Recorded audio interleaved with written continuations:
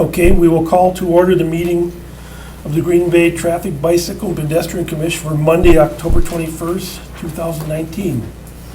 Roll call of members. Matt Keeper's chairman here. Vice Chairman D'Anthino here. Alderman Craig Stevens here. Lieutenant Brad Stroop here. Bridget is absent. Ray Smith is here, and Stephanie Birmingham is here. So we'll move on to approval of the agenda. Mr. Chairman, I would move to, or I'd ask for a friendly amendment to change the agenda to move item 6 after item 1, and item 5 after item 9. Okay, all right. Here, a motion to change the motion been made, second? Okay, motion made, second, all in favor? Aye. Motion carries. Approval of the minutes, Monday, September 16, 2019, Traffic, Bicycle, and Pedestrian Commission meeting minutes. Do I hear a motion to approve? Motion to approve. Second. Seconded, all in favor? Aye. Motion carries. Item 1, general business, report by the police department of the 2019 third quarter serious injury and fatality crashes. Thank you. One crash to report for the third quarter of 2019. It occurred Wednesday, July 31st at approximately 10:08 p.m. Officers from the Green Bay Police Department were dispatched to the intersection of North Broadway Street and Dousman Street for a truck versus pedestrian crash. Witnesses reported the truck left the scene westbound on Dousman Street after striking a pedestrian, leaving the pedestrian unresponsive in the roadway.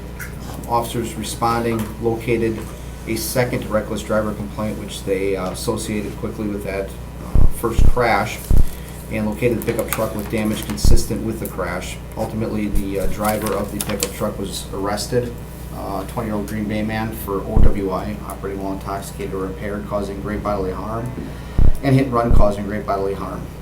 The victim, a 26-year-old Green Bay resident, was transported to a local hospital with life-threatening injuries. The Brown County Sheriff's Department was actually called in to assist with the crash reconstruction. An update on that crash: the victim is actually recovering and is still with us, so that's good news coming out of that. That was the only serious injury or fatality for the third quarter. Any questions? John? Chairman, I would move approval of the report. Okay. Motion made. Do I hear a second? Second. Motion made and second. All in favor? Aye. Motion carries. Move to item 6.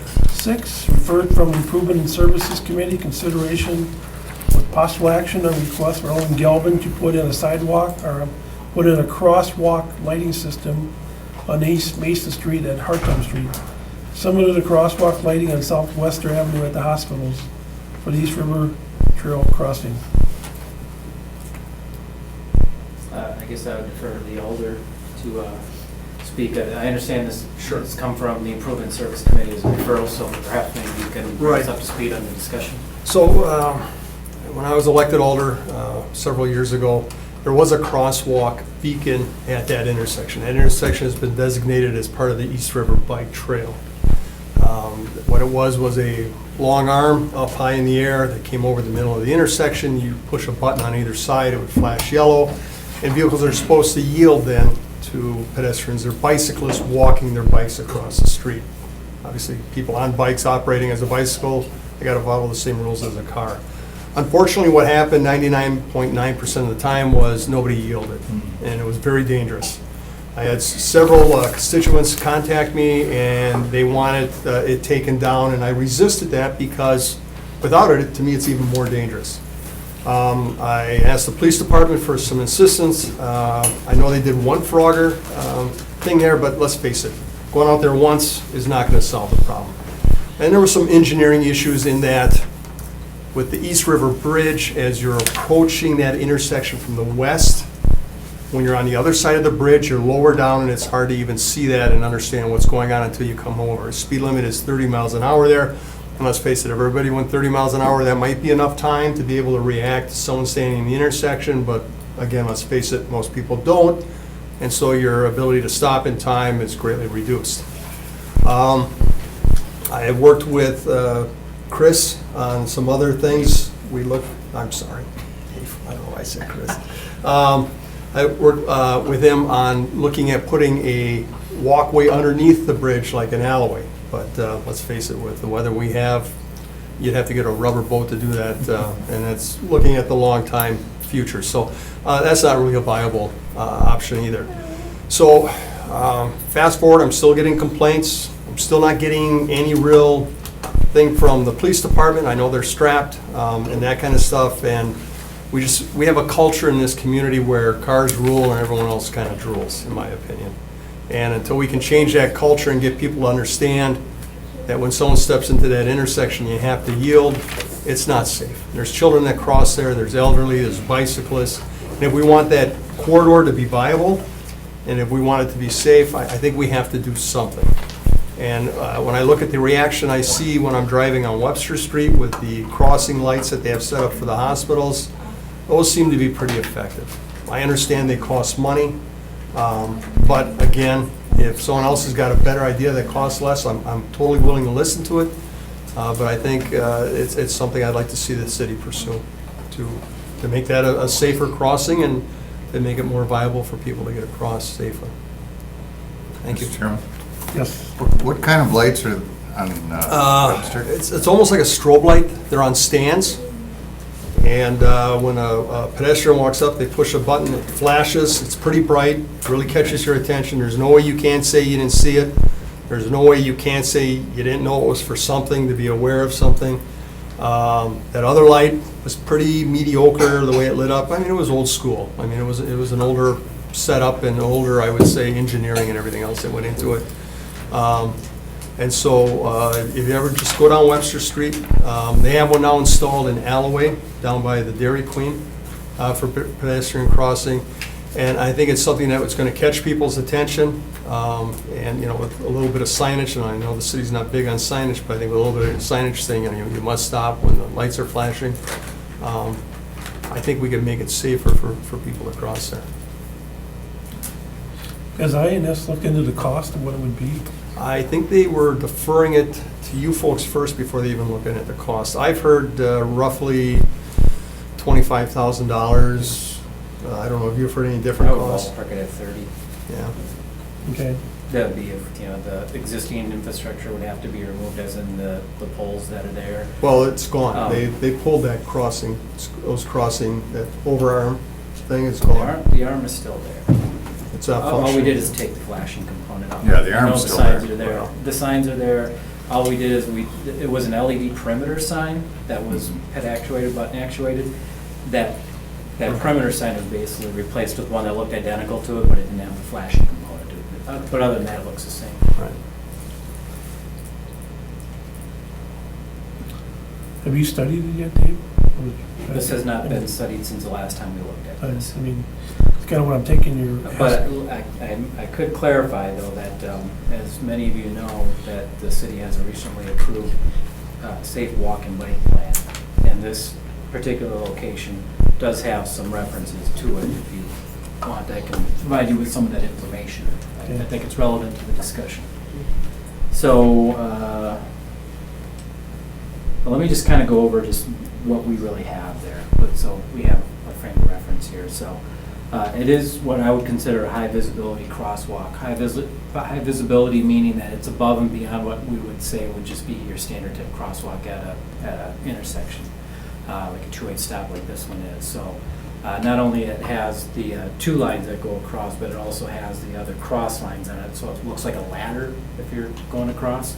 So a ladder set crosswalk, which is in the category of high vis. And as I've just described with the overhead signs, there's the pedestrian warning signs like you would see on the side of the road, but then overhead on a trombone style cantilevered arm, we have state law signs that say state law, yield to pedestrians. And so it looks identical in both directions. So that's been in place actually for a long time. I mean, probably, since it opened basically. So we're talking about almost 10 years now. Been reported and documented about the lack of compliance with pedestrian law. You know, as the elder had stated, and we even got to a Operation Frogger type of enforcement element, which I actually was involved in the first one. It was my understanding, though, I think that there was more than one. I know when Lieutenant Ackerman was in your position, I thought he had conducted at least 2 to 3 of them, but I don't know. I don't know that for a fact either without checking back in my. All I know is I was involved in the first one. So actually in late 2018, I believe it was November, so a little bit less than a year ago, this exact commission and common council approved the following items. Receive and place on file the request to relocate the Hartung Street bike trail crossing at East Mason Street to Goodell Street due to safety concerns. This is the one where there was a request, and I believe, Bill, you had brought this one up about possibly relocating it to the west to the other side Right. of the bridge structure because of that crest Right. that we know is an engineering challenge. And then also to refer to staff to investigate federal and/or state funding for an alternative crossing option, such as a pedestrian bridge over East Mason Street connecting to East River Trail. So that information actually was forwarded off to the Parks Department for their consideration. It's uncertain at this point in time if they are taking action on that. I do want to make aware, though, as staff, we are always looking for funding options.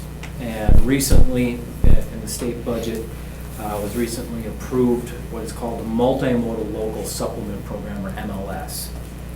It's a one-time funding source of, I believe it's $75 million. Now, however, only 18 million of that is going to be dedicated to local projects. So statewide, we would have to compete against that. Project caps are 3.5 million each for eligibility. So you could have any sort of a bike pad type of solution offered here, and it likely would be eligible for that grant. So getting back to now, I just want to kind of bring it back up to where I was talking about the safe walking bike plan. There was actually 3 different options listed in that plan for consideration at this location. Option 1 was to construct a grade-separated crossing of both East River and Mason Street. So this really ties in to the last motion made by council and TVPC here about an alternative crossing such as a pedestrian bridge. So I look at what this commission has actually recommended and the option 1 of the safe walk and bike plan to be really the same. Option 2 would be to install a traffic signal at Hartung Street. And when I say traffic signal, that's the traditional style where you've got, it's basically for vehicles. You put the pedestrian features also, of course, in a pedestrian pushback. It would function like a standard intersection with signals. The option 3 would be to install a pedestrian hybrid beacon and high visibility crosswalk near the trail access on the west. Now, you had made mention about the one on Riverside Drive Right. over by the Dairy Queen. Right. That is actually a pedestrian hybrid beacon, which is actually different than the ones over by the hospital. The ones by the hospital we call rapid rectangular flashing beacons, or RRFB. So it does have the emergency style wig-wag type of flashing pattern to it, which is actually under a trial by the Federal Highways. It's actually not a official traffic control device, but it's a very popular one, and as the Alder has mentioned, the compliance rates are typically better than your standard flashing, like the, once per second with an LED perimeter sign. So the pedestrian hybrid beacon works a little bit different. It's kind of like an in-between something like that and a traffic signal, because it actually has 3 different displays on it, and it's dark most of the time. So when you're going through it, it looks like it's not even on. But then it goes through a series of phases, basically warning the motorist to slow down because the pedestrian's about to cross, and it actually goes to red, which means all that traffic stops, pedestrians can cross. So I kind of consider it maybe like a third signalized option, where you have standard signal, you get the RFB, which really is more, it's not as regulatory as these others, and then pedestrian hybrid beacon. So those are really the 3 options as part of that plan, and it's already been recommended to do that. My position on this has always been option 1. I honestly think that a grade separated crossing is the best. It's no different than an interchange. What better way to get rid of the conflict than to get rid of the conflict? It's not even there anymore. So Ideally, and I know they're expensive, but that's why I made mention the MLS program.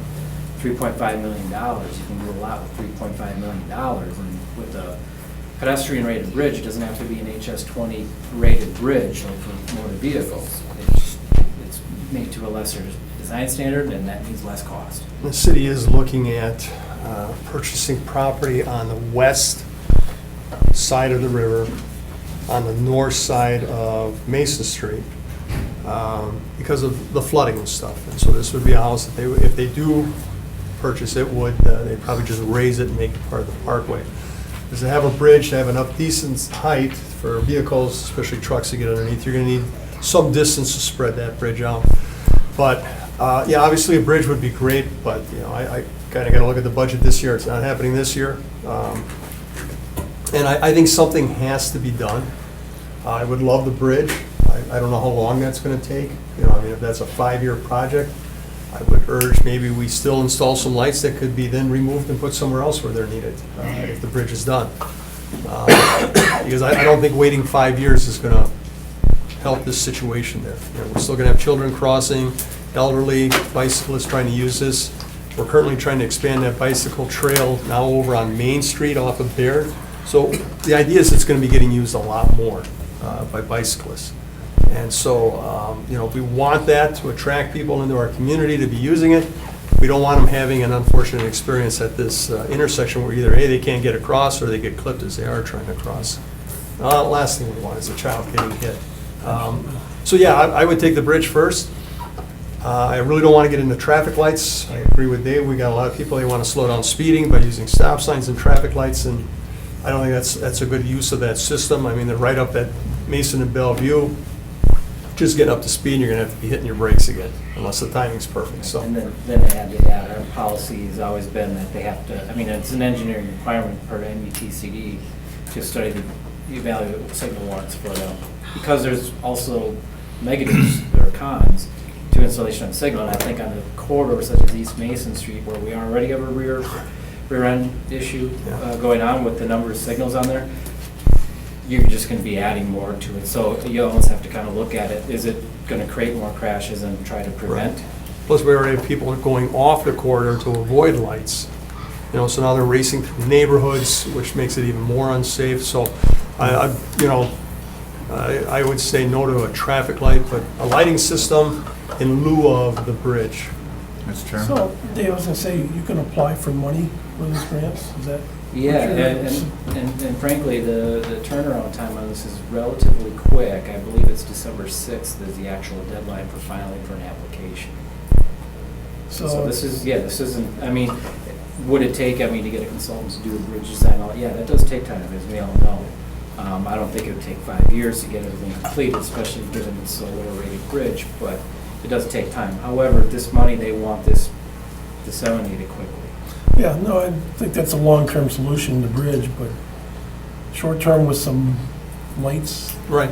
that's what you're kind of. Right, if we spend $30,000 on a light, Dave knows, there's probably 200 other places where, once a bridge is built, we could easily shift those lights there, which means they're not going into a storage unit. They'd be getting used right off the bat and set up somewhere else where they could make good use out of them. Mr. Chairman? Yeah, go ahead. Alder, before you were elected to the council and before I was a member of this commission, I was president of the Oak Grove Neighborhood Association, which I still am. And I came before this commission to request that the previous flashing light be removed. And the reason for that was that cars were not stopping. And people, pedestrians and bicyclists were pushing the button. They were giving a false sense of security in being able to cross East Mason Street. The traffic wasn't stopping, and it actually increased the safety concern of that area. Now, these new types of lights, I don't know if that's going to be better, but I would ask the question, why not consider putting lights in, but moving that crossway down to where either Goodell or where the trail ends on the north side of the bridge? Well, if you were to move it right where the trail ends on the north side of the bridge, that is right at the bottom of that arch. So someone coming over that bridge from the east You're right. going west, Right. they'd come over the top, say 30, 35 miles an hour, their ability to stop would be nil Right. in time. Moving it down to Goodell, you're looking at the same problems you're gonna have. You've got vehicles coming off of the traffic light, just another block down at Baird. They're gonna be hell-bent for leather to make it to Bellevue and beat that light. So, I mean, unfortunately, either side, you've got the same problem. The thing that makes the east side of the bridge a good choice for that bike trail is because you have Bear Creek Trail coming in through Sullivan School down Hartung Street. You've got the new one that's going to be coming over through East High from Main and Bear and from downtown, going to be coming over in there. And then you've got the East River Trail on that side of the river also meeting that junction point. So you've got 3 different trails all coming together at one spot. Kind of makes it more of a natural spot to have it, if you're going to have a crossing at all. Yeah, I would agree with the Alder relative to west versus east. Although you may have a little bit more height, more elevation on the west side, but it is right at that bridge peak, so, it's one of those What? where I don't know if it's worth it to go through all the improvements just to move it over there. I think you're kind of almost at the same point. Is the problem is with the bridge. The bridge creates a visual problem. Why is that bridge so elevated? Is it because of the high water mark? Why isn't that bridge more flat instead of curved where you limit visibility? Right. I'm not a bridge designer, so I can't really officially answer that question, but I think with all the recent flooding, I don't think we'd want to go lower with it. Yeah. I'm going to presume it has something to do with what the estimated high elevation would be, and then that there needs to be a minimum clearance. Every time the water hits the side of the bridge, you have to shut the bridge down until an engineer can be brought in to re-examine the bridge and then say it's safe to And that, traverse it again. That happened last spring. And it's going to be happening, I think, a lot more. All right, let's, and especially in the wintertime, when you have ice coming through there too, that could have some severe damage on that structure. so just so I understand, if you wanted to fund the lights as Alder is requesting here, I mean, does that come from INS funding? I mean, we don't really have, traffic doesn't have the ability to come up with the funding for it, right? Don't, in the past, we Well, kind it's of- not necessarily that you're ordering in the funding. I mean, that to me is a decision of council. I mean, if you feel more comfortable referring it to them with a recommendation of putting in something, I mean, I think that's fine. And just referring it back to improvement service to figure out the money part of it. That's what I mean, But- you guys but I have plugged the think- money. Right. But something like this, especially if you're looking at pedestrian high beacons, that actually is an official device, unlike an RFB, which is an interim experimental device. And there are warrants for that type of device as well. So, if you want to explore all these options, probably the best thing to do would be to refer to staff to study, to tell us, you want us to look at these 3 different options, to give an estimated price on each of them, or at least ballpark, and then come back with some sort of recommendation, we can do that. No, I Traffic mean, Commission with- makes right, that it decision would- and forwards it on INS. And with the grants out there, it sounds like we have to move along, at least to get that Yeah. application. Would It's all rolling. Would you refer that back to the Traffic Commission, or would you put that to INS? I would say the proper routing would be, For- because because right of- now, this is where the potato is. Right. You make a recommendation to staff to study, we come back, and obviously I confer with Director Grenier, who is also a staff representative for improvement service, and I give him the memo as well as I would write it to you, so he'd be getting the information at the same time. And if he sees that this recommendation is for that, he could just put it right on INS as soon as possible. Right, I think that's what they're looking for, is if the traffic commission said, hey, go ahead and look at this, then INS will look at it and talk money. All right. I think you get all you want to say there. I think you get maybe a constituent here to speak to this, 1 or 2. There you go. So unless you had anything else to add. I'm good, thanks, gentlemen, I appreciate your time. Ryan? Yeah, right. Motion open. Yeah, well, 1 second. Dave, you want these forms? We'll need them eventually, I mean, unless I you want got- to delegate the. I've got to get upstairs to the other meeting, so, Dave, if you want to just send me a note about what the results were? Sure. All right, thanks, appreciate it, take care. These 2 want to speak to this item. Oh, okay. And here are the other ones, I think are further. Sure. 25 is one. I think this is the Packer Lane lookout. Look how, so this will be the same? Yeah, okay. Okay, so, Yep, no, no, no. That's a bad intersection. all right. So let's entertain a motion to suspend the rules for interested parties to speak. Do I hear a motion? So move. Motion made and second, all in favor? Aye. Motion carries. Okay, Ryan, if you want to, the microphone, Dave, hold on one second. Yep, no problem. Are you ready, Dave? Yes. Okay, go ahead, sir. Ryan Julick, 2320 Remington Road. So I've been reaching out to various alders over the past years about this because I bike across here quite a bit. The previous lights, as you had mentioned, they weren't very bright. Motorists didn't stop. So I'm in favor of, I think a bridge would probably be the best because then you're not going to be slowing down traffic. My argument is until something is done, I think it is better to actually remove the signs completely. The reason I say that is right now you have maybe 40% of the motorists actually stop. The rest just go. So you create a situation where if I'm stopped and I want to cross, you may have one, maybe two lanes that stop, but the rest of the lanes are still going. So if there is no sign, then the onus I feel is on me to make sure that it's okay to cross. But when you have that instability of are they going to stop or are they not, you're almost playing Russian roulette trying to cross because the people stopped are kind of wanting you to keep going. They don't want, are you going to go or are you not? I'm waiting for you, but the rest of the traffic just continues. So I know it seems counterintuitive, but I think the signs as they are right now are probably doing more harm than good. But again, the RFBBs, those hybrid lights, I think would be better, but I mean, ultimately I think a bridge is probably going to be the best for everything, but I know that costs money. But again, yeah, for now I think having those, they probably do more harm than good, the existing signs without the lights. Okay. Thank you. Thank you, Thank sir. you. Yep, go ahead, sir. Paul Busher, 1120 Elizabeth. The bridge is going to have to be elevated because of the river flooding.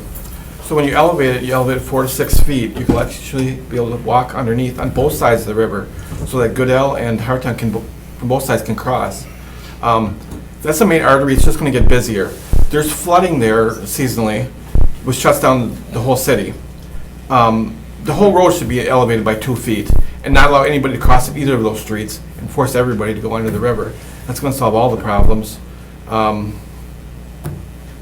That's my opinion. Okay, all right, thank you, sir. Is there anybody else who maybe came late that wanted to speak to this item here yet? It's item number 6 on our agenda. Okay, if not, we'll go back to, entertain a motion, go back to regular business now. So moved. Motion been made and seconded, back to regular business. I think we've got kind of a plan on this item then. We need a motion to refer it to staff and then for funding the grant. I think all you really need to do is refer to staff for study. We'll come back with the Okay, recommendation. all right. And, the rest of it's procedural. Okay, all right. So So moved, Mr. Chairman.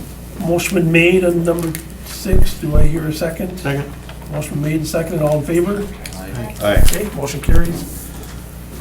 Item 2, initial request, and consideration of possible action request by Alderman Stevens on behalf of Preble Park Neighborhood President Peter Shalosky to install 6 speed limit 25 signs on Skyline Boulevard between Finger Road and Hillside Lane. Okay, I don't know, Alder Stevens, do you want to speak to this first, or do you want me to invite staff? Do you have anybody here to speak? Anybody here to speak on this one? No. Okay, all right. You start. Okay. So we got the official communication from Alder Stevens for this, which actually included some detail that I can provide for you. It showed some locations and so forth, because as you can see in the request about the 6 speed limit signs, there actually was a map showing that. So I'm just going to bring that up here. So here's the official request. That's right. So, one thing that should be noted too as well is that Skyline Boulevard was recently reconstructed. And I know that some of the speeding complaints came in before, because I've spoken to at least one resident that lives, I believe, in this area here, about where the southwest sign would be. So, this is something that I know was brought up prior to the reconstruction, but now that everything's done, it's a new surface. And there's quite a bit of grade in this area, so there's quite a bit of sloping that's going on. As a matter of fact, I think some of these pictures can kind of show it. This is actually, I think, up more towards Preble Park, looking to the north. Here's a parking lot. And as you know, there's a large boulevards for Skyline Boulevard because of the overhead utilities for transmission lines. So you can see here, here's some good upgrade at this location. Here's a downgrade. So it's quite the hilly area. Here's another one. So it's really just homes on one side, and you get the large median in the middle. But you can see the newer pavement surface, and so rideability is good. And technically, usually when you have nice smooth surface, it's not uncommon to hear complaints from residents that speeds have gone up just because they have a nice, brand new surface to drive on. So I mean, it kind of makes sense. So The speed was there before, but we stopped it because of construction. Now that we have new roads, the speed is back up. Yeah. right. And So when I drove it, I noticed there's no signage about the speed through there. right. Any The one thing I- objections to putting these signs in? There Seems to be a there is no no-brainer. requirement for that. Basically, what state statute covers is both ends of unsigned roads. So on the rural end, let's just say you're living in a township or unincorporated area and the roadway is not posted, its default is going to be 55 miles an hour. It doesn't have to be signed. If it's not signed, people that have a license are supposed to know that it's 55. They all do or respect it, but that is what the default speed limit is. On the other end of it, in local residential streets, like what we have here, if it's not signed, it by default is 25. One thing I wanted to point out is, okay, you see the location, so in essence what you're kind of seeing is there's a grouping of 2 here, here's a grouping of 2 here, and then on the southern end, 2 there, so you got 6. I was curious to find out what sort of speed limit signs are actually in the neighborhood, if any, so we have a signing database, and I was able to query stop signs, and I was hoping not to open up in this, but I guess as long as we can see it, doesn't matter. So what you can see here is actually a diagram of, oops, that's not what I want to do.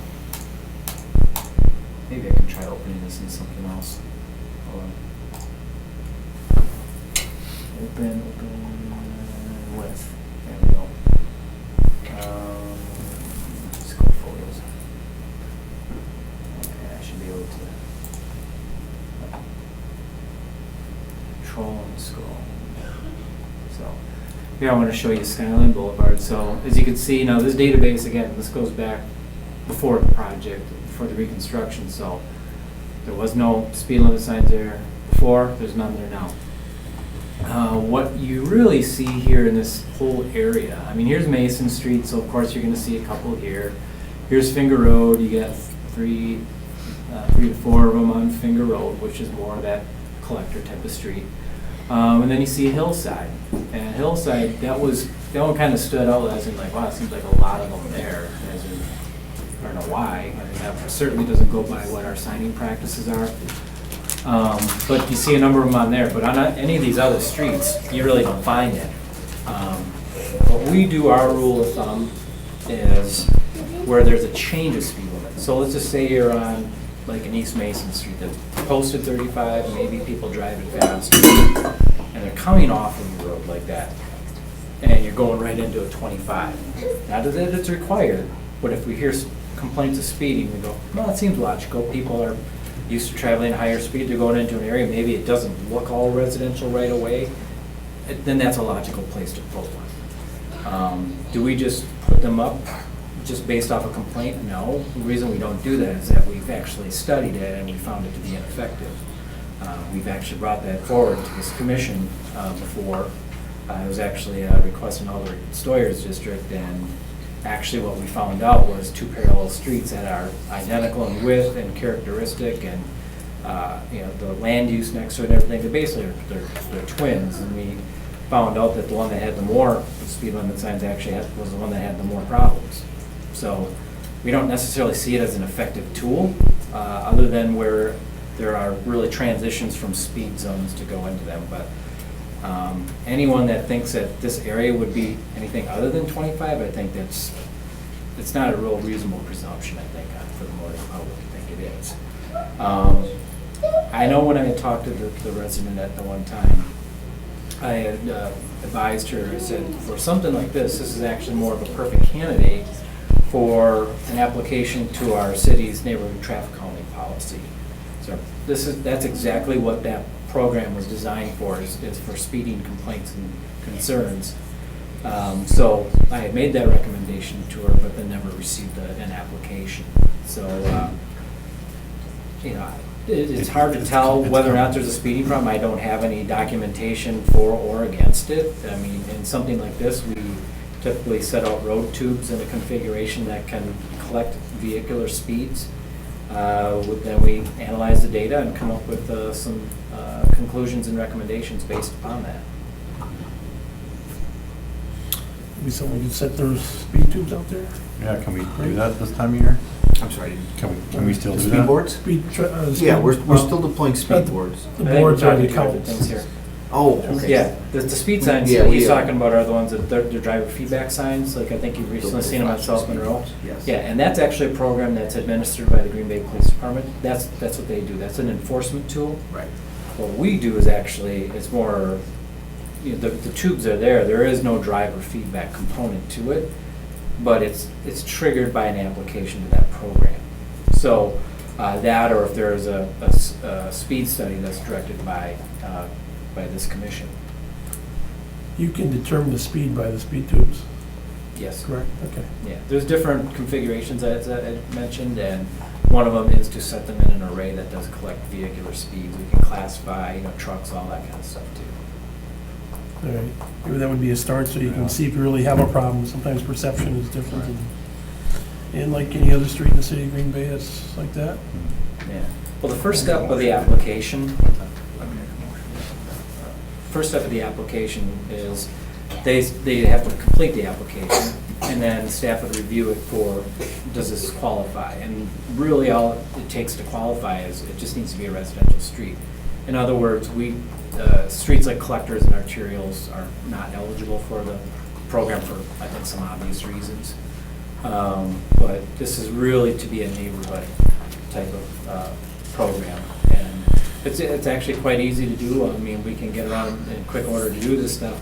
We are coming upon the end, though, of our counting season, just due to, winter is going to be knocking at our door here pretty soon. But as long as I've got the availability of staff and of the equipment, which right now I have none of them deployed, I can get them All out. right. Why don't we make a motion to do that? Is that? Yeah, motion. Okay, Craig, you make a motion? Correct. Do you hear a second? Motion for- made and seconded? I didn't hear the motion. Craig made the motion. Ray Uh, seconded. To do what? Oh, speed tubes, right? Yeah, speed tubes. So a speed study. Yep. Okay. And you want the speed study basically conducted between Hillside and Finger? Yep. So we'll probably do it in segments. I could see probably 4 different segments. We're going to probably look at Skyline between Hillside and Sunrise, and Skyline between Sunrise and Finger, most likely, looking at those various segments. Correct. Okay, that's acceptable. Yeah, we can do that. Okay, so you got Craig making, Ray seconding, all in favor? Aye. Motion carries. Great. Three initial requests, considerations, possible action request from Alderman Johnson on behalf of Kim Vey to remove the 15-minute loading 8 a.m. to 5 p.m. Monday through Friday zone on the east side of South Broadway at the former Wisconsin Engine Parts Warehouse. Second one in this location up.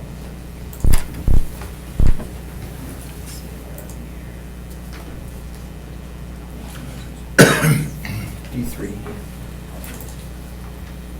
Okay, Alderman Johnson had emailed me about a new business that moved into the former Wisconsin Engine Parts Warehouse, and they requested the signs be removed. So I wanted to find out why the signs were there, so did a little bit of digging into our records and found out that the former business that was there had, during the reconstruction of South Broadway, which happened maybe 10 years ago, had requested that. And the reason they did is that there was some changes to the configuration. I believe it was narrowed up in this area. So parking was actually restricted on one side of the street, which was on the west side, meaning that if anyone wanted to park on that street, it would have to be on this business's side of the street, the east side. He was concerned about loading activities, because it's an engine parts warehouse, so he was concerned about not being able to properly get his deliveries. So at that time, the Traffic Commission had made a motion to put in loading zone. But learning that the Wisconsin Engine Parts warehouse no longer resides there, and we have a new tenant or owner that wants it removed, I see no reason to oppose that. So I make a recommendation on the 90-day trial to remove the 15-minute loading zone, 8 a.m. to 5 p.m. Monday through Friday, on the east side of South Broadway from a point 60 feet north of Prospect Place to a point 100 feet north of Prospect Place. Okay, do I hear a motion? Mr. Chairman, I'd move. Motion been made, Second. seconded, all in favor? Aye. Motion carries. 4, initial request, consideration with possible action on request by the traffic engineer to establish a one-way yield condition at Lafayette Drive with Candle Way. Yes. There is actually a new roadway system in this area here. So this wooded area is now called the Pine Acres subdivision. They are currently selling lots for building of single-family homes. So the roads have recently been dedicated back to the city. As a matter of fact, at the last council meeting is when that action took place. So last week, Tuesday. So the one intersection right here, you can see before there was a stub of road. We now go. What is the major street to the north there? This is Hazelwood Lane. Oh, that's Hazelwood. Okay. Hazelwood is here, South Point is here. So yeah, just to kind of give it to you in context, here's Lombardi Middle. Here is the airport. Here's 41, which turns into Lombardi Avenue. So Lafayette really now is more the main street out of this subdivision, and it tees into Candle Way, which I would consider a residential collector, not an official collector, but it is sorts of a collector over to the official collector called Hazelwood Lane. So out of all the intersections that now come in here and intersect with, like Crestwood Springs has an intersection as well, and then there's one internal to it, but seeing how we have really no one building out there yet, to my knowledge, but that anyone that is, or people that are interested in coming through, that this is probably the logical place to have some sort of intersection control. It is a T intersection, so I think the natural progression would be for the residential collector traffic to just continue through while Lafayette yields to it. So it's my recommendation on a 90-day trial to approve of a one-way yield condition on Lafayette, westbound at Candle Way.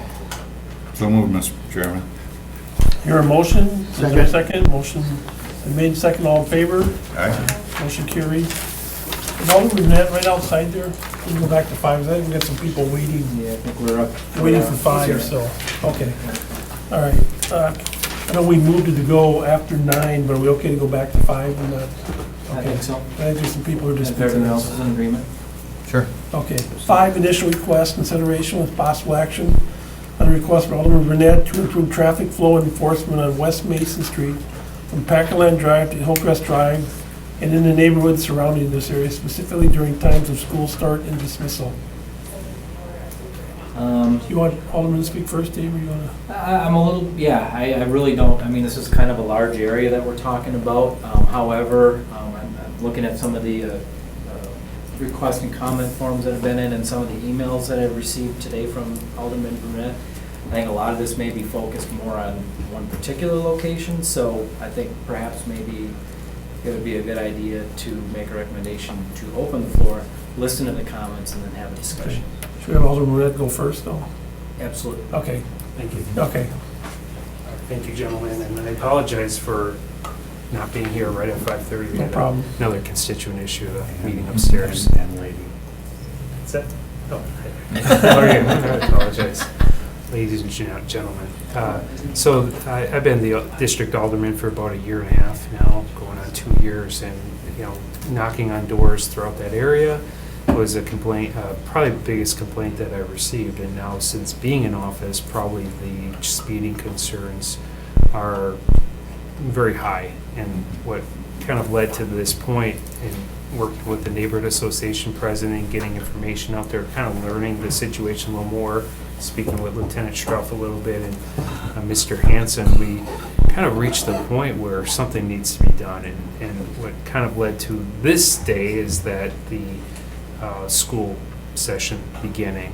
We have kids, if you don't know how familiar you are on the far west side, but Mason Street becomes 54 and it dissects 2 residential neighborhoods. So folks go back and forth with very little controlled intersection. And it's causing a tremendous safety issue. There's limited sidewalks in the area. And so when you have kids going to and from school, King Elementary is down the road, as is Lombardi Middle School, now people are so accustomed to really speeding up and down 54 like you wouldn't believe. And something needs to be done, whether enhanced enforcement. I'd be more inclined to recommend a controlled intersection. Of course, I believe it's a state highway, so that's a little more difficult. There's a representative from the Oneida Nation here who may want to speak to the subject, but I come today to just say something needs to be done.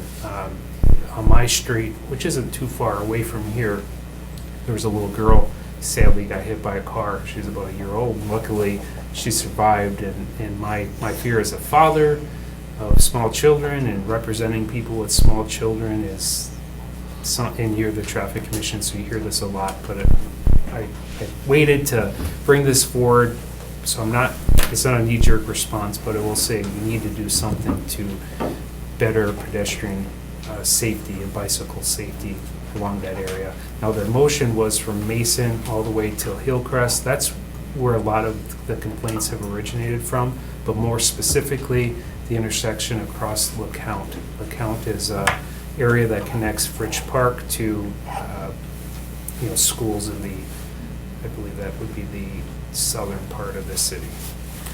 Just a question, do they get bused to King or Lombardi from that side of the? There is Mr. Lee, Terry Okay, Lee I will mean, probably speak to that all a right. little more. That was his main concern as well as his fiance's concern. Okay, all right, then. All right, thank you. Yep. Okay, we'll open it up to the floor then. Chairman, I move that we open the floor for Okay. discussion. Motion made to open the floor for discussion. Comments? Motion made and seconded. All in favor? Aye. Motion carries. Dave, you gonna read off who you have on your list there? Sure, I guess, I know Terry has been quite involved in this, and maybe we give Terry speak first. Sure. Okay, sure. Thank you, council, for having this on the committee meeting. Yeah, so I've been talking with, obviously a lot of our neighbors and stuff like that, and pretty much everyone has a story. I almost got hit this one time. And when a lot of stories start like that, you definitely have a feeling that something needs to be different. So I'm asking for consideration here. One, my son Jack here is going to Lombardi Middle School. This is the first year we actually started busing him because he starts an hour earlier before our twin girls who go to King Elementary over there. But the school district admitted that they made a mistake in putting the school bus stop across West Mason to pick up the kids. And I do believe it's Jack, you have one other kid that rides the bus, and a couple of kids I do believe have been riding their bikes too. So it's pretty minimal. But at the same time, that's rush hour traffic. He's got to be out there for the bus before 7 o'clock, and he's done back by about 3:15 or so. As a point of concern, obviously, I do believe the city does pay for crossing guards for schools. At minimum, I'd like to see if we could possibly consider a crossing guard as a Band-Aid fix for this. But overall, obviously, there's a big concern of just the traffic flow and obviously pedestrians crossing. According to the Wisconsin DOT, there's 12,800 vehicles that estimate travel west from Packerland towards Hillcrest in that time frame on a daily basis. And this was based on a study from, I do believe, last June 2018. So there's a lot of cars there. At this convergence of this intersection as well are 2 hills, 2 small hills. And by the time you get across the walkway, they're already speeding, doing 50, 60 miles per hour. You've already met them right in the middle, and there's not a boulevard there where the crosswalk is, where you could seek at least some sort of shelter or safety in the middle as well. Personally, me, just getting across our neighborhood on where I live on with the south side of West Mason here, we do not have a park. Ted Fritsch Park is an amazing park, and there's a lot of people that ride their bikes down that short walkway there to Ted Fritsch Park back there, where there's a ballpark, there's a creek, there's a wooded area. It is an amazing park, and a lot of people love seeing and playing in that park. And there's a lot of people that want to go for a walk, but instead of walking, they take their vehicle because they want to be safer to cross that area. So like I said, I don't know what the best solution is. I definitely want to be fiscally conservative when it comes to the best solutions here because, you know, I know we don't want to pay a lot of taxes here, but I'd like to see a recommendation from you regarding some recommendations possibly from the city regarding something on this nature. Obviously, we want to definitely make sure we encourage walking and biking and stuff like that. And I think having that safe walkway and a crosswalk there would be an amazing improvement. The speeding is obviously a huge factor. I don't know if some sort of controlled enforcement. I do have seen an increase in patrols in that area, but I don't see a lot of people pulled over or anything like that. So there's obviously some concerns on that. Some other things here, like I said, there's also just really a low visibility as well. Coming from the south, turning to the right or even to the left, the stop line where you have to stop. I think vegetation is crossing that triangle field that you have to kind of see where my property is. It may need to be cut back some because you definitely, with the hill and there's speeders down there, I definitely need to have some more visibility on that because if you're stopped there, you really do got to creep out, and it's even worse when the snowbanks are up high right there along that area. Some other areas here, like I said, just I'd like to see if we can get a possible controlled intersection, a crosswalk, something lighted with flashing lights. I don't know what we can do regarding that, but I'd like to see some recommendations possibly from the city here regarding, you know, what we could possibly pursue that that intersection there. Any questions or anything like that for me? So you live on the... I live on the actually south right side, on the corner, right there, right Okay. to the right. Yep, right there in a duplex right there. Your child rides the bus too? Yeah, he has to cross because the bus travels down Okay. West Mason, or the frontage road up there, and he crosses Right right there? right over. Yep, right next the frontage road He down. gets picked up on the frontage road? Yep, that's right. Because obviously this the school buses don't even want the school buses to cross 4 lanes of traffic, and they admitted they made a mistake, but How long did they change that? we're in the walk zone, so we're paying for it. So it's not something that apparently they wanted to bend to try to even us to pay Okay. more to reroute because I used of to live out that. that area, so Yeah. So, like I said, it's a 2-mile walk zone. So he started an hour earlier before that. But like I said, we'd like to see possibly some crossing guards there as a Band-Aid fix. But overall, I think the intersection needs some sort of control of some sort at that point. So, and I know the city's done a couple studies, I do believe in 2017 and also 2015, some traffic studies. So I'm sure there's plenty of data that's only going to say there's more pedestrians and there's more traffic. So I don't know if the resources need to be done to do that, but I think it's just taking a look at what are some possible recommendations on how we could remedy the situation a little bit. thank you, very insightful. Yeah. I guess we'll just go in alphabetical order here. Carissa DeMille. I'm not a professional speaker by any means, guys. I don't You're have fine. anything eloquent Speak from here. your heart, you're fine. I'm gonna tell you, look at that street, guys. Do you know how many decision points there are for traffic on that street? Now try to add a pedestrian walking across in something like a stroller or a bike.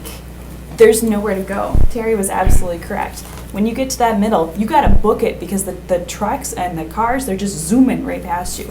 The drive here alone, I turned off a LeCount onto Mason Street just to go up, and cars are flying past you. I travel this on my way to work, and you wouldn't believe just how fast these cars are going to get past you. So I'm showing my speed limit. I'm going actually 40 on a 35, so that's pretty incriminating. Watch this vehicle fly past me.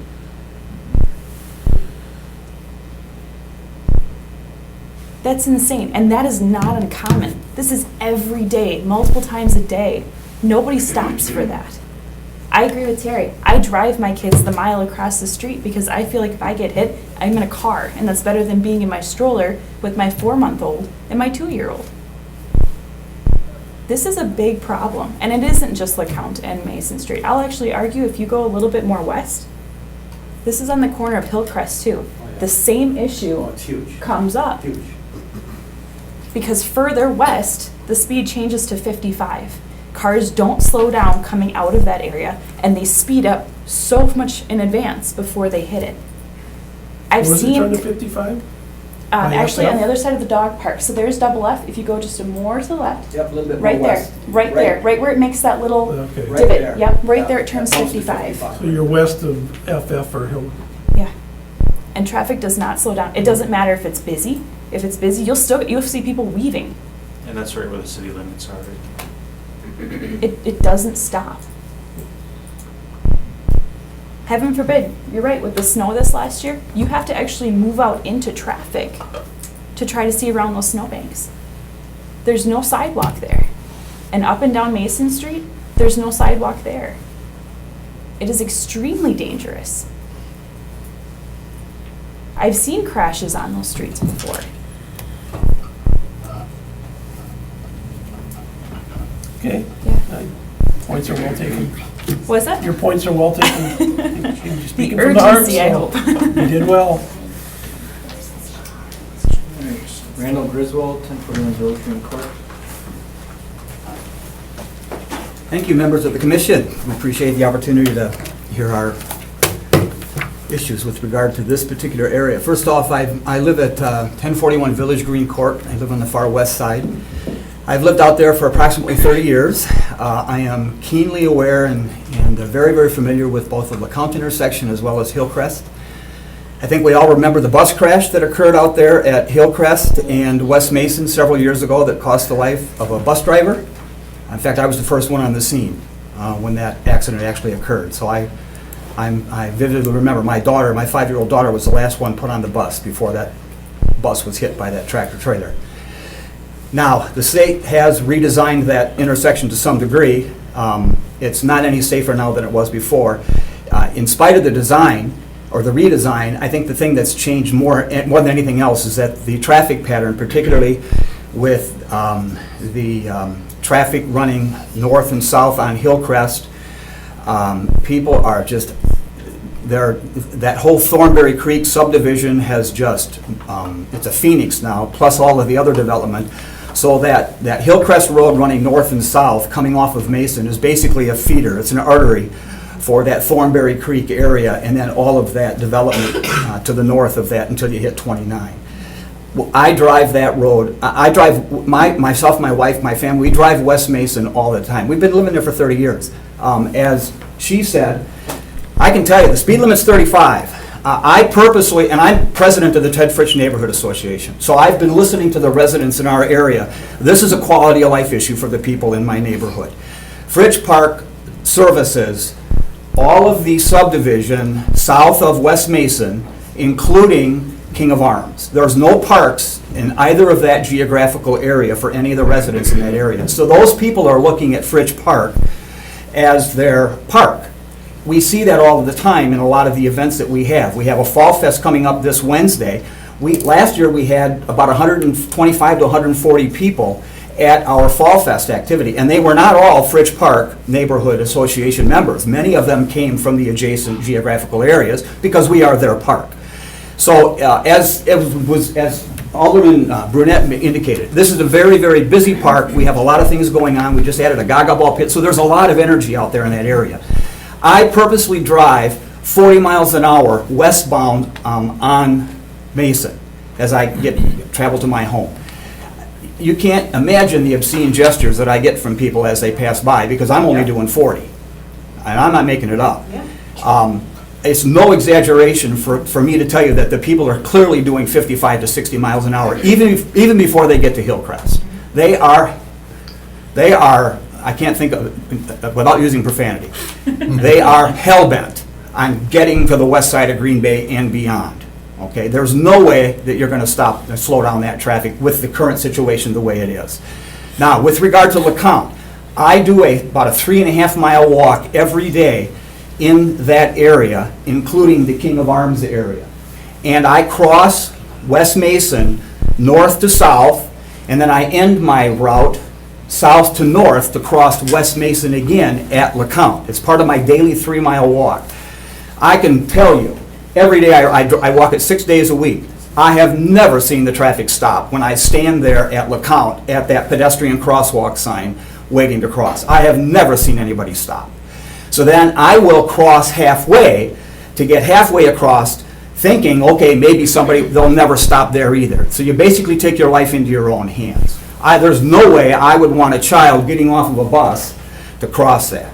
Ironically today, about 4 o'clock, talk about irony, about 4 o'clock today, I was sitting at that intersection to cross LeCount going from south to north, and there was a young gentleman there walking his dog about 4 o'clock. He stood at the intersection, waited for the traffic flow to lighten. He started to cross about halfway.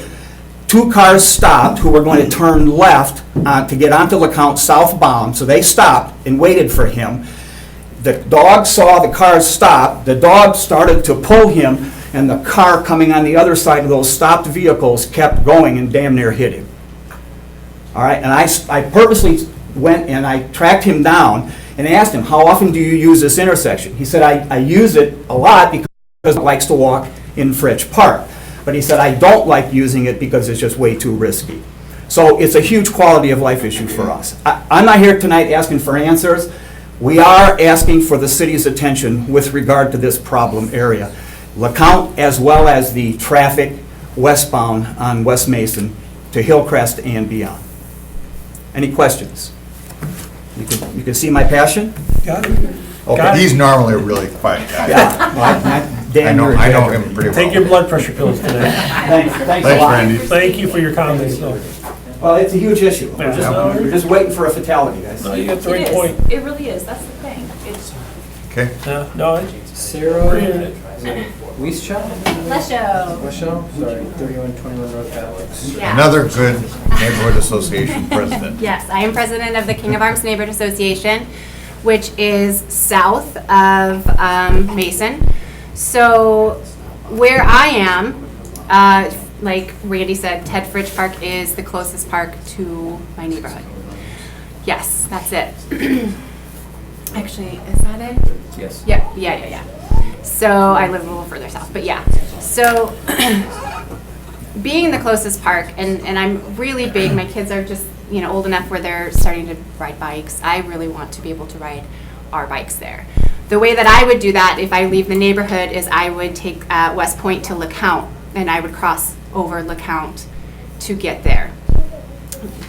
Not an option. It's absolutely not an option to do that. Not only is it's not even safe in that intersection, I don't even think it's safe for us to ride bikes on LeCount. No. It's a very, very wide street, but there are no bike lanes.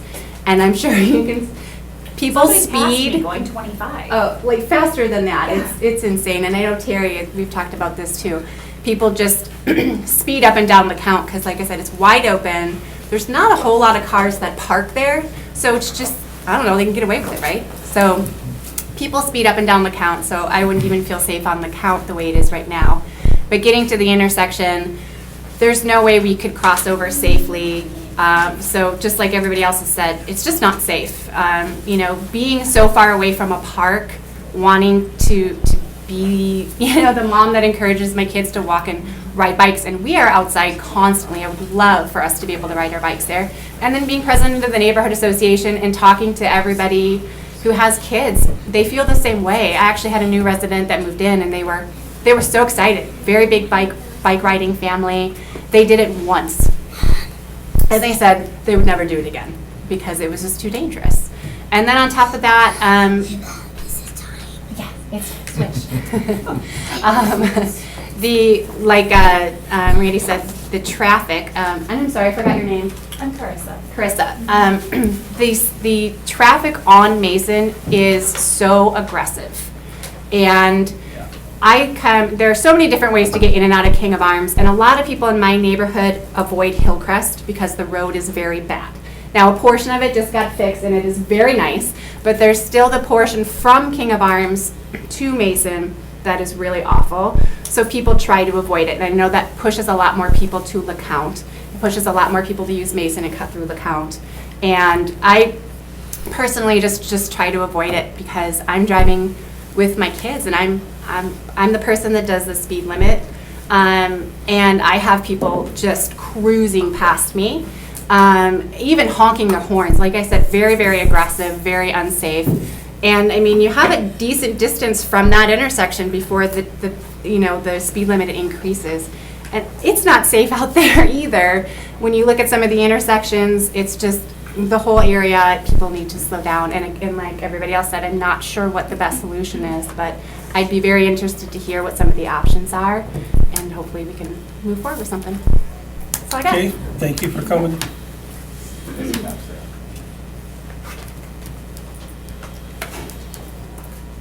you have anybody else to speak there? No more. No more? Okay. Anybody Second. else that's coming late won't speak that item? If not, we're going to close the floor, and that'll be the last public comment that we can take, so. Okay, entertain motion to, It's been moved and second. and motion back to regular business and seconded, all in favor? Aye. Motion carries. Dave, I'll look at you for your comments next. Here are my comments. Okay, I think a lot of what you heard tonight, some of that has been verified, that, speeds, as we know, on West Mason Street can be high. It is a larger crossing, so forth, that in order to get across, and there is no signals or anything like that, so. You've already heard that.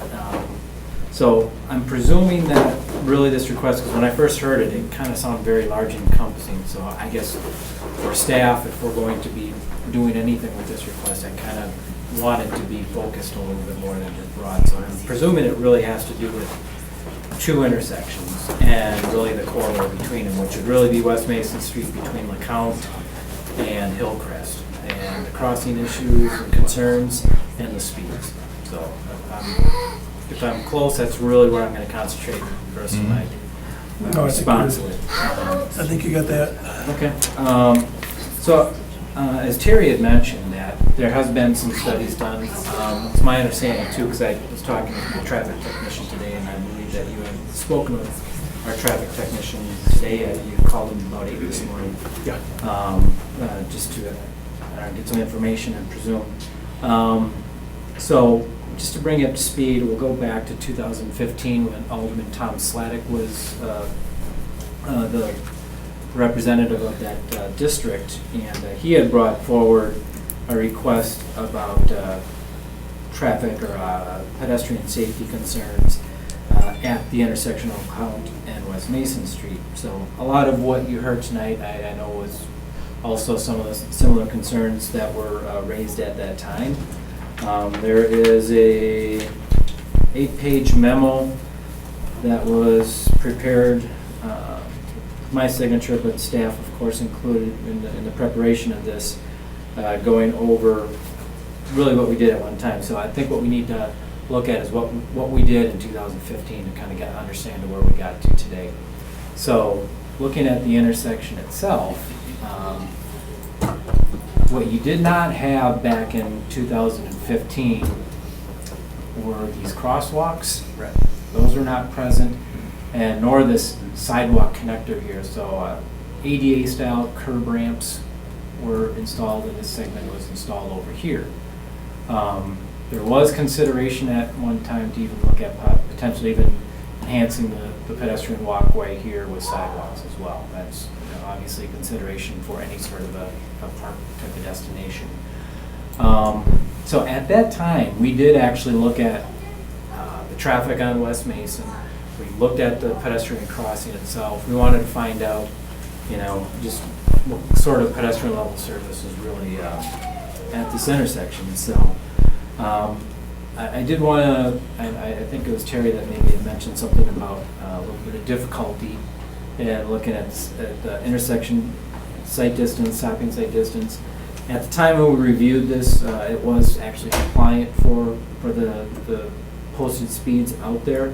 That doesn't mean that we haven't in the last 4 years potentially have had some overgrowth with trees, so it's certainly something that us as staff can review just to make sure that we still are, have the adequate intersection sight distance.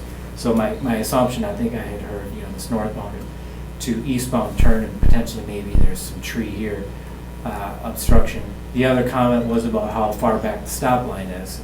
The stop line location actually is predicated on the crosswalk location, which we really didn't have much of a choice since we already had the sidewalk network in place and the crossing available. So our policy, or actually it's really engineering industry practice, is to offset those by 4 feet from the crosswalk. So the crosswalk was put in so that the curb ramps would line up, or that to tie into those, and then this is simply just 4 feet from there.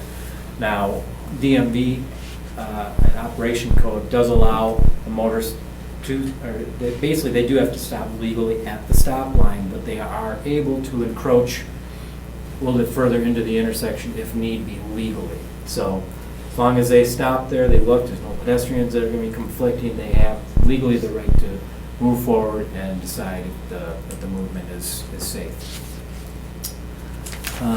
Getting back to the study again, we did look at the amount of crossing time it takes to cross the intersection. So really 2 numbers were really determined. One was based off an average adult walking speed, which I presume was mine. I kind of just walked at an average speed, didn't try to go fast or anything like that. So the time it took me to cross to the median was 10 seconds, then wait, and then another 10 seconds. So a full crossing was roughly about 20 for an average adult. And I do want to emphasize, I know it was brought up as well about the median, and that there is no quote-unquote pedestrian refuge, and that's true. But the median does exist, and the only reason that this isn't extended past it was this is the way it was given to us by the DOT when we inherited this roadway back in, I believe it was '92. Nor was there a project to extend it for the simple fact of if you extend this past here, you're going to start looking at turning issues with vehicles going over that median nose. And as we know, since this is a collector street, that there are going to be at times larger vehicles. So we do have to accommodate that as part of a turning movement swept path analysis. So leaving these where they are is probably, I guess, it's something that's feasible at this point in time. And it does, because you have that breakup, it still at least provides some sort of protection, not exactly a pedestrian refuge, but it does provide something rather than nothing. Getting back to the crossing speeds for someone that may be walking slower, actually we looked at what is 3.5 feet per second, which is what the MUTCD points us to as a walking speed acceptable for all user groups. So that means 15 seconds to the middle, and then for full crossing at 30 seconds. And just looking at this intersection relative to how we time the flashing don't walks at signalized intersections, 30 seconds would actually be way on the top end. Something like this would probably be in the realm of 26 to 28. So I think that, just to kind of give you an idea on what that crossing time really would entail. And that'd just be one single, not the multi-stage gap acceptance as in sitting in the middle. We did look at the number of pedestrians crossing. I do want to note that we did a 12-hour pedestrian count back on Thursday, July 9th. Now, a little bit contrary to what I'm hearing tonight, well, at least at the time, was that because of the activity was higher to the park during the summer, that's when they actually wanted the study done.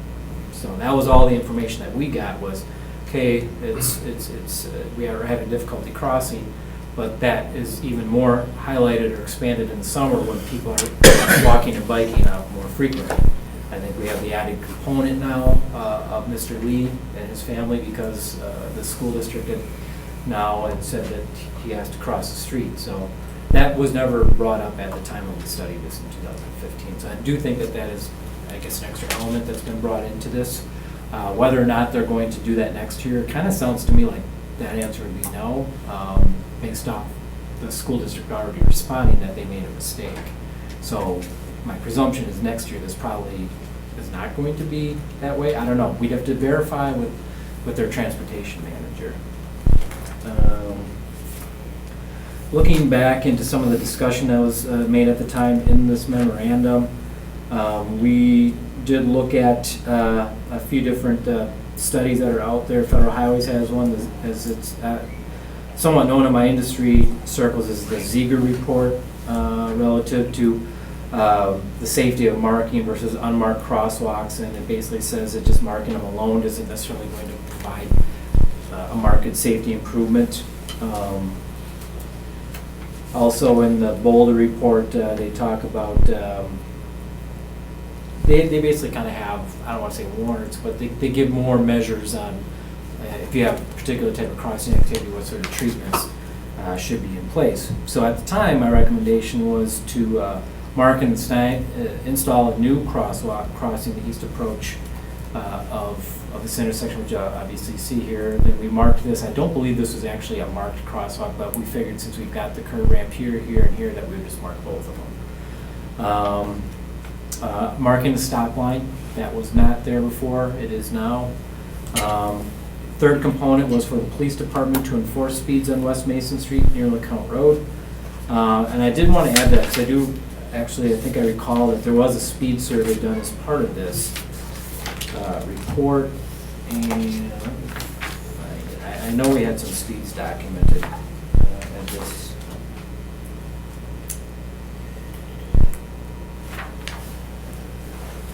Posted speed is 35, that was confirmed. I'm not seeing it here, but my recollection is that in one direction we had the upper 40s. This is like 46 or 48 for an 85th percentile speed. And the opposing direction, which I believe would have been eastbound, was, I think, around the 52. So 85th percentile, as many of you know, is what we look at as, that is what a majority of the traffic is traveling. So when people kind of give an anecdotal number out, that's kind of the number that they feel. So I've heard 60 miles an hour earlier, and 50 and all that. So 46 and 52 is actually the actual numbers that were documented 4 years ago. Okay, getting back to that third motion, like I said, that was for PD to conduct enforcement activity near this intersection, and for Public Works to double up on speed limit signs approaching West Mason at LeCount, and to increase the size to the new standard size. Back in 2010, Federal Highways had a new mandate on some signing requirements. One of them was to upgrade the sign size on multi-lane divided highways, which this is. So not only we took this motion at Public Works to do it for this area here, we actually did this on the entire corridor from 41 out. So we kind of covered everything here. So that being said, I do have some updated information that came from, and I know we've heard tonight multiple times, the Safe Walk and Bike Plan. This was a very measurable tool and document that was recently approved by council, and there were some recommendations even at this location relative to the crossing itself. So I am going to bring up what we have here, and there's actually a pretty cool map. What we ended up getting from the consultant was ArcGIS layers, meaning that we have the ability to now see what these improvements are on a map. So I was able to get into that, bring that layer in, and in essence kind of look at this whole area, because I wanted to, of course, incorporate from Packland, because I know that was mentioned as part of the request from Packland to Hillcrest, just to kind of give you an idea on what sort of level of detail was in that plan. Because traffic flow, traffic safety, things like that, I think we need to kind of look at the overall picture. So what you see here is TC, and wow, yeah, cool, I can move it. So let's just start here at Packland. So you can see, wherever you see purple lines, that shows sidewalk. So they're recommending sidewalk both sides of Packerland up to the intersection.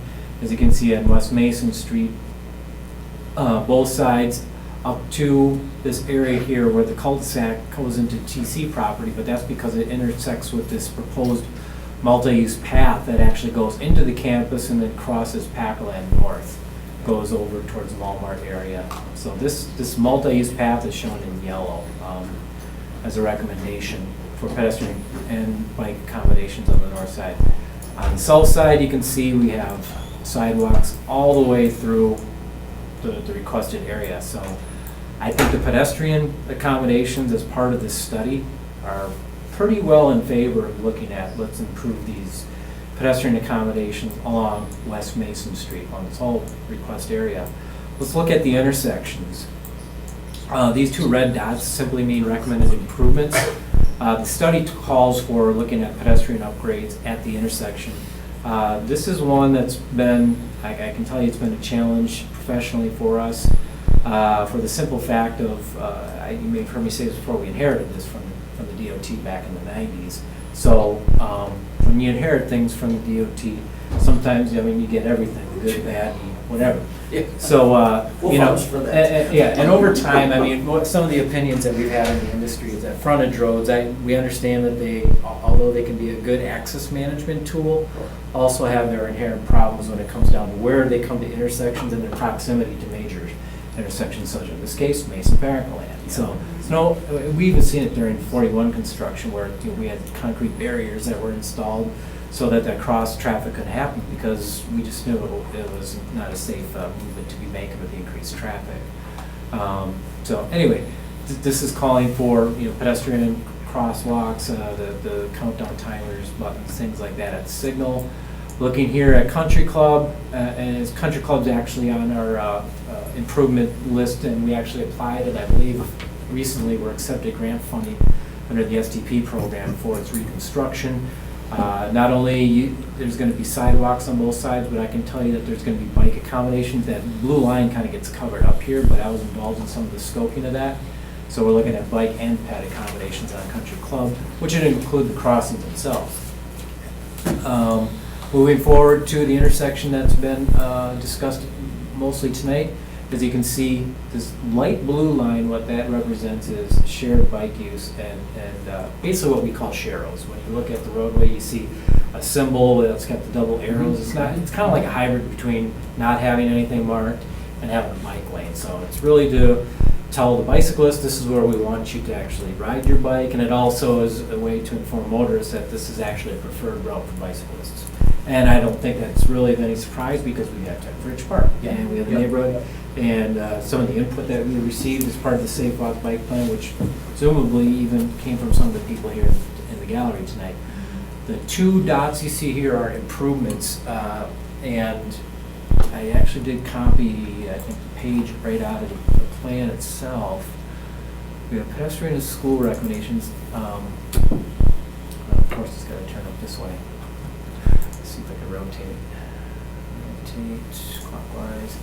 So here we go, Mason Street. Now this is as part of looking at Mason Street. So here you can see these are some of the issues that were identified. Really, this is everything that you've heard tonight summarized into these 2 bullet points. And so when it comes down to the recommendations, you can see we have 5 of them here. High-vis crosswalk marking. So in this case, this is really no different than what we talked about at Mason Hartung earlier, which would be like that ladder-style crossing, where right now we've got the double line, but you just put the rungs of the ladder basically into it. That is what constitutes a high-vis crosswalk. Parking restrictions on crosswalk approaches, so basically meaning approaching up to the intersection, putting some like no parking here to corner zones, kind of opens up the intersection. Provide adequate nighttime lighting levels to one leg crossing Mason Street. What that tells me is that there's most likely not a street light right at that crosswalk, but that also tells me that they're saying the one crosswalk is probably adequate enough. And I do remember as part of that last study, we did look at the potential of having a crosswalk on the west side. And I believe through some of the comments that were forwarded to me by the alder today, I read that someone had said that they actually prefer crossing on the west side. We did look into that, and we actually did not recommend that for the simple fact of we're very tight on right-of-way at that corner. And we also have a huge drop-off. Many of you probably know that there's this large drop-off there. And in order to actually put in any sort of crosswalk and or curb ramp facilities, you'd have to build a retaining wall. And that would be a very, very expensive project. Not putting a price on anything like that when it comes to pet safety, but it certainly would be a capital project that would have to get approved by council. Looking at the second item, adding advanced yield here to pedestrian sign and yield line, and extending the existing median to provide raised pedestrian refuge for pedestrians, or explore whether a traffic signal is warranted. So we did receive comments about a signal through some of them that I received. My professional experience tells me you're probably not going to warrant one here. Doesn't mean it wouldn't. Doesn't mean that you can't go through the process. But I just doing this. I've been doing this for a long time, and I see this stuff. And signals usually take a lot to warrant, and for good reason. Because as I explained it on the other request, there actually are a lot of cons to traffic signals, especially when you're dealing with high volume roadways and what it introduces to the high speed facilities. I read those crash reports all the time. So, warrants, I take them very, it's a thing you really need to look at. But look at the yield line thing. Now that's one thing that's not here, and that really is saying, where do you want the pedestrians to yield? And we call them sharp tooth markings. They just look like, it's kind of, isosceles triangles in the roadway. That's what we call a yield marking to it, and there's a special sign that goes for it. And discussions with the consultant for Safe Walk and Bike Plan, they have said that they've seen and received a lot of positive feedback relative to that type of treatment. For the simple fact of, it's somewhat new, as in, you don't really see that anywhere, so when you see it on a roadway, it's kind of, well, what is this? You supplement that with the sign that says yield here, then it all comes into play. And what it does is it shows where you want the vehicles to stop. And I think, a lot of motorists, when they see it, they see a crosswalk. Well, what do? They stop too close to the intersection, and you get what we heard before, where you get one person stopping, it may block the viewer vision, and then another person on the inside lane or outside lane, whichever one's open, continues to go, and that's where the safety problem can happen. And we do see that. That does happen, and that's probably one of the biggest issues you find with multi-lane divided roadway crosswinds, or even undivided for that matter. So that being said, I see the benefit of the yield line, because what it does is it forces the motorist to yield further back, and it expands the view so that if someone's coming while someone's stopped, they can see the pedestrian or the actual crossing to take place. So I actually see that as a pretty positive application at this intersection. This third point here is more relative to Packerland Drive. The fourth point is about Country Club in Mason, about adding high vis at that location as well. And then we got the recommendation about sidewalks, which I already showed as part of the map. So what we're seeing here is we already have a safe walk and bike plan that has made some recommendations. So I look at the first item, and that to me pretty much says, let's look at high-vis markings at this location, which I'd have no problem installing. We're kind of coming up on the part of the season right now where, and I've been looking at the forecast, I have to, because we have staff that go out and mark on a regular basis, and we're starting to get to that temperature point where the stuff just doesn't stick anymore. So I can apply it, and then it just wears off because the temperatures are too low. It's water-based paint, things like that. So I could see some sort of marking recommendation taking place. If it goes in this year, I am not going to make any guarantees that it's going to last. So I would more or less see an application like this being more feasible in the spring, at least for lasting. I mean, there's nothing I can do once weather becomes controlling in these types of situations.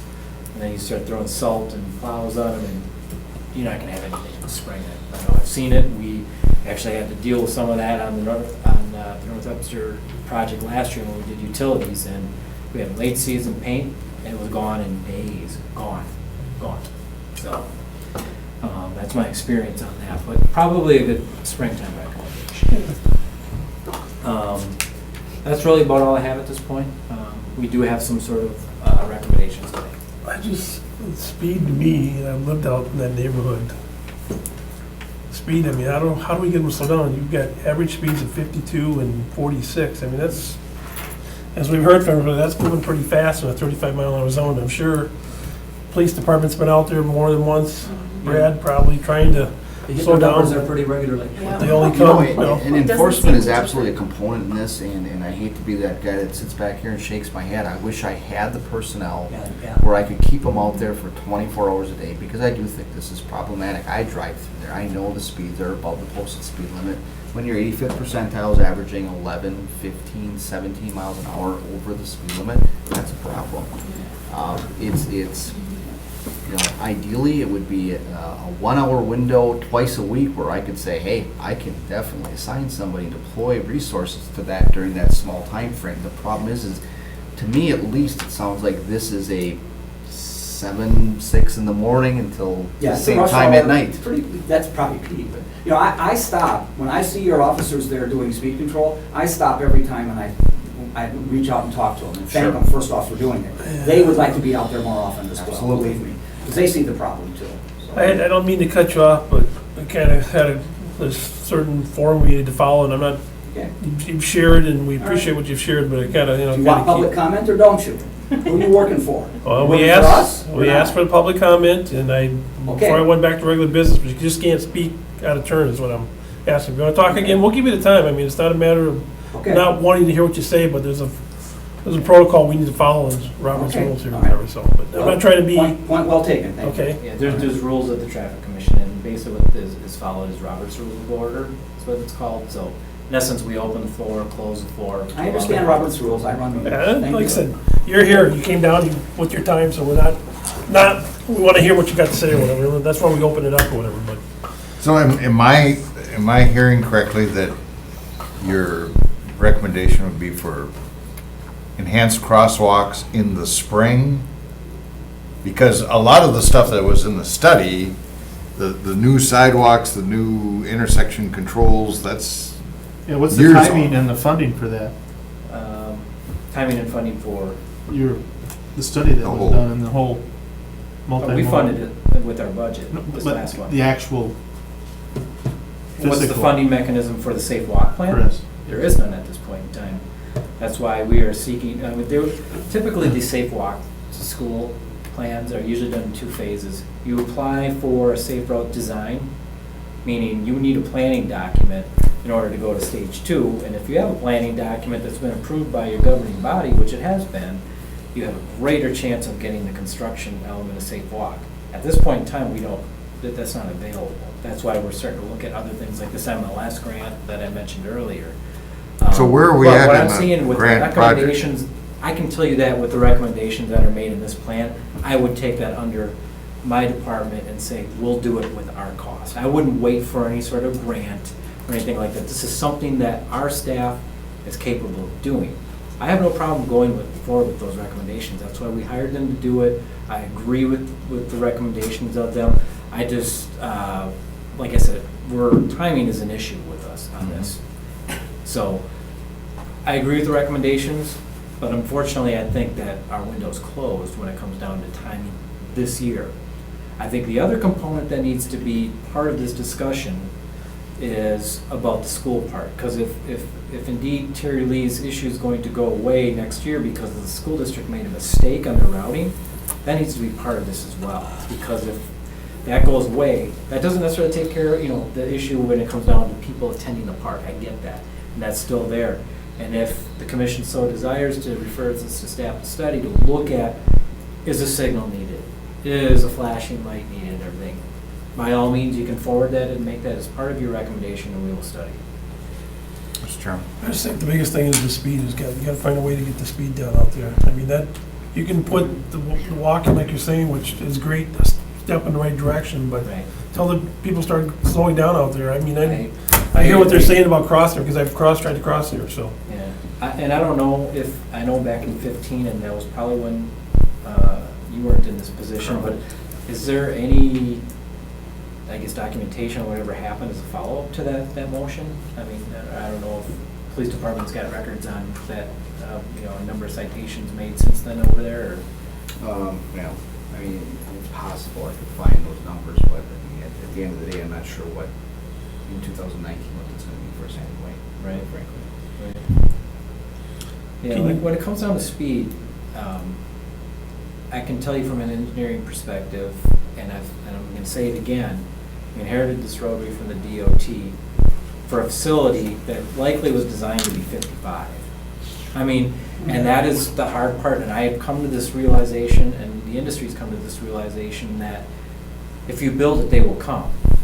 I've heard that before saying, you know, for a lot of different situations, but I can tell you from my own experience and what we've actually documented, that if you build it to a design speed of 55, people are most likely going to drive at that. So, I mean, it's tough to engineer that out of it unless you completely start from scratch or reconstruct it and put in sharper turns, put in narrower lanes, and shorten up those crossings for the pedestrians. And so when it comes down to an engineering solution, it's very tough at this point in time, other than to create some sort of a yielding mechanism at the location we're talking about. But can I control speeds with adding more signs? Well, we've already shown that. We've already done that back in 2015, 2016, adding in signs, doubling them up, making them oversized.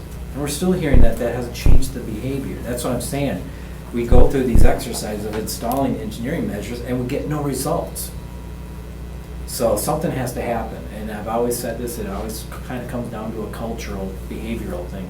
We all have to just make that decision to drive what it's supposed to be. And, you know, say 35 is what it was, it should be posted. I would venture a guess if I looked at running this through what's called US Limits, which is a federal highways program that looks at everything. They look at driveway spacing, access control, lane width, curvature, all of that stuff. We look at the characteristics of it all. And I would almost guarantee that this thing, I would be surprised if it came back at 45. It probably would say should be signed at 50. And again, that's all based off the geometry. So it's really no surprise to me that they're driving it fast. It really is no surprise to me. It just is. Do you have something to say, Alden? If I could. Yep. I have something too. Thank you for allowing me to speak again. What are the obstacles in putting a controlled intersection?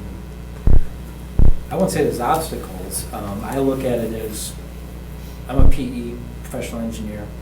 I have to look at this from an engineering perspective and make a recommendation based off of my licensure with the state of Wisconsin and why and the role that this city put me in. Sure. So what we would do at that location is we would conduct the study, look at, is it now up to 12 warrants? And there's a number of them. They look at everything. They look at crashes, they look at pedestrian safety, they look at everything. And we would look at that and say, what are the results of the warrant study? And based off of that, we would make a recommendation, is really what it would be. I've already said anecdotally what do I think it would be, but that doesn't mean, that's not the engineering study. So if you want a signal studied at it, then the recommendation from the committee should be do a warrant study at this location as well. And we're more than capable of doing that. Sure, as the alder for my district, that's what I would recommend and ask of the commission. But short of that, though, from now, I understand, Mr. Hanson, that the paint on the road's not going to stick, but we have from the middle of October, the council has to approve this, right? The commission report gets approved by the council. When does council meet next? 29th for the joint finance personnel and the 5th for the budget. So it would be November 5th. So chances are that Well, the will report will come out, yeah, you will be, council will be acting on this report for this meeting. Okay, so I guess my question though is, it's likely that the paint won't stick, or even we may not be able to apply it because of the road conditions. But from today until spring, which who knows with the rain and snow we've been getting, we could be pushing into May. I mean, that seems like a long time to not have, much of anything done Right. to And- slow traffic. That's the main concern, especially during the school season. What can be done Right. short of May? Right, and I should probably mention that too, that if signals are actually going to be part of a consideration, the yield markings would not apply then because it's a whole different type of traffic control. So you're going to get one or the other, you know what I mean? Yield lines, you don't put them approaching traffic signals, you approach them at uncontrolled pedestrian crossings. The That's where they lines go. at the stop signs. Now in Because it's May- controlled by a signal, so yield Sure. lines don't apply. Could we put a flashing board, the pedestrian walkway ahead, down the middle, somewhere in that road, between now and May? See if that slows down Can you traffic. clarify what? Like, your question? the question is when people are speeding, especially now when kids are waiting for a school bus or people walking across the street to get to Fritch Park, the traffic isn't slowing, from what I've heard from numerous people, is not slowing for that marked crosswalk. So isn't there something that could draw attention, short of what you mentioned with the painting on the road? Is there some board that we could put a flashing light that says crosswalk ahead, like a temporary board of some sort? We don't have anything like that. However, we do have the your speed driver feedback signs that are all over the city. I mean, they're moved. You know, it's not a permanent thing, but they are put in locations for a duration. And again, that's really Brad's department. Yeah, they're not gonna speak to crosswalks or yielding, they're simply gonna flash a speed at you. But that addresses the speed component, which really gets to that. Yeah. Which, and that's fine, I certainly wouldn't object to doing that. We have 3 active boards right now for the entire city of Green Bay. We put them on a list based on when the requests are made, and we only deploy until the temperature gets down to about where it's gonna start getting down to at night, and it's that 30 range, simply because our battery life is really limited then. Where instead of lasting a week, they can last 2 days. And then I have to have officers go and change them out instead of doing traffic enforcement. So I'm kind of playing this balance game of, do I want the officers out there, you know, I'm not saying that we can't do it anymore this year, but it is coming to a point where by probably the first or second week in November, we won't be deploying boards again until April or May. I respect your role as the commission, so I don't want to Yeah, no, monopolize you're or an leave you, alder. but one thing, if I could say. You're an alder, you can speak. and you Sure, can speak one thing, anytime, so. I respect the professional opinion of our police department and our traffic engineer, but I've been in public office for going on 8 years, and I'll tell you that the sense of urgency that I hear, this is not something I take lightly. I mean, people have reached out, the number and the length of the emails that I've received, 9 maybe were in favor of some controlled intersection or some action. One was against any controlled intersection. So my fear is, you know, based on what you decide as a commission, I just don't want to go back to the people who are very seriously concerned about their safety, as is Mr. Hanson. I'm not finishing his opinion at all. But something needs to be done other than in the spring we'll put, you know, something. I mean, there's something based on your experience I'm hoping you can piece together to have a solution. It's a very unique street, as Dave said. There's not many streets in the city that are built for 45 or 50 miles an hour that we deal with this, quite honestly. Sure. I think Dave is probably throwing out, he's the engineer. I mean, we're layman people that are sitting on a board trying to make the city a better place. So, I mean, we gotta kind of rely on what Dave is Yeah. telling us too. however, Alder so. too as well. Yeah, I mean, it's the really same thing. So it seems Okay, like go ahead. speed isn't the issue. Speed and safety, I mean, So combined. could we, thank you. So we know we have our 2 traffic officers, we have community policing. Couldn't we just focus and put them there for like 2 weeks? And that would be their main focus in this area for 2 weeks, to start pulling squat people over, ticketing them. And I think in 2 weeks, everybody in that area, the entire city's gonna realize you can't be speeding through there anymore. Creating the Rosendale effect, as I call it. We need 15 more officers, is what we need. Well, What about, so someone had suggested, so assuming that the school remedies its, perhaps its blunder about where the school bus stop is, and recognizing we might be a little bit too late in the year, given the weather, to address any sort of, putting any sort of yield signage on the ground. Is it too late to hire another crossing guard for that area to at least ensure that the students are able to, at least at the start of school and the end of the day? It doesn't address those who want to get to the park and things like that. Right, no, that's But presumably, once the snow falls, I don't know how it is for bicyclists, but small tires and snow don't go well. I don't know how many bicyclists you're going to have bicycling through the park, but at least for the kiddos in that short term. Right. Well, I think she brings up a good point about the crossing guard, and I think maybe right now is a good time to just summarize real quickly how they're installed in the city. We basically revised the agreement that we had, I think it was 2 to 3 years ago now. We had one program, and it's expanded to 2 on how who employs them. there's two different ways. An official city crossing guard paid for by the city of Green Bay, which basically gets managed by the police department, who has a crossing guard administrator. That route is through Traffic, Bike, and Ped Commission. In essence, I'm asked to conduct a study, which actually we have one coming up here, which you'll find out all the details on how it's done. A recommendation is made by staff for or against. Commission makes a recommendation that goes to council, and they say yes or no to add a guard.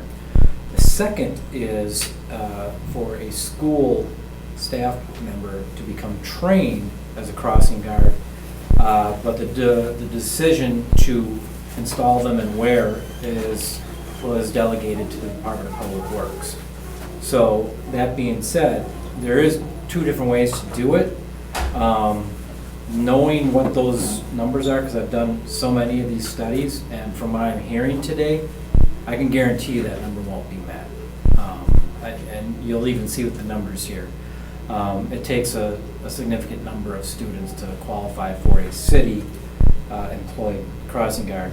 Now, the ones that are employed, typically what ends up happening is that the ones that aren't, that fail that test, then they come to the department and we make a decision based off of the context of the traffic there. And also we talk with the school district on availability of staff. And whether or not they will have staff that are willing and able to not only do the duty, but become trained to do it. This would be the first location that I would see that is not next to a school. What normally happens is it's right next to a school. It has to do with typically the end of the day release period, where it's usually more concentrated, and then that's when they want to have a guard. Sometimes you see it in the morning as well. But it's usually the ones where they don't meet the warrants, then they come and ask us and say, do you see a problem with this? And we look at all the context of the traffic of all road users there and make a decision and a recommendation. And if it's yes, I send them a memo with the results, and then they move forward with that recommendation. That would be Chris Collard, their safety person over at the school district. So there is two different ways to do it. I have a question. I mean, the school made a mistake apparently this year. Can you contact the school and say, hey, we had a meeting? I did today, actually. Okay. I mean, would they look, I mean, maybe it's too simple in my mind, or couldn't they have a stop on each side of Mason Street, the school district? I mean, if they, I don't know. I can't speak on it. Yeah, I know you can't speak to that, but I mean, it's their I don't want to say mistake, but short-sighted, but there's some onus on them to make it right, in my estimation. And I don't know if they can or not, so. Yeah, it's really. But if you had a conversation with them, that's all we can ask is. Yeah, I mean, What- we can do that. What, if anything, can we do immediately to try to mitigate this issue?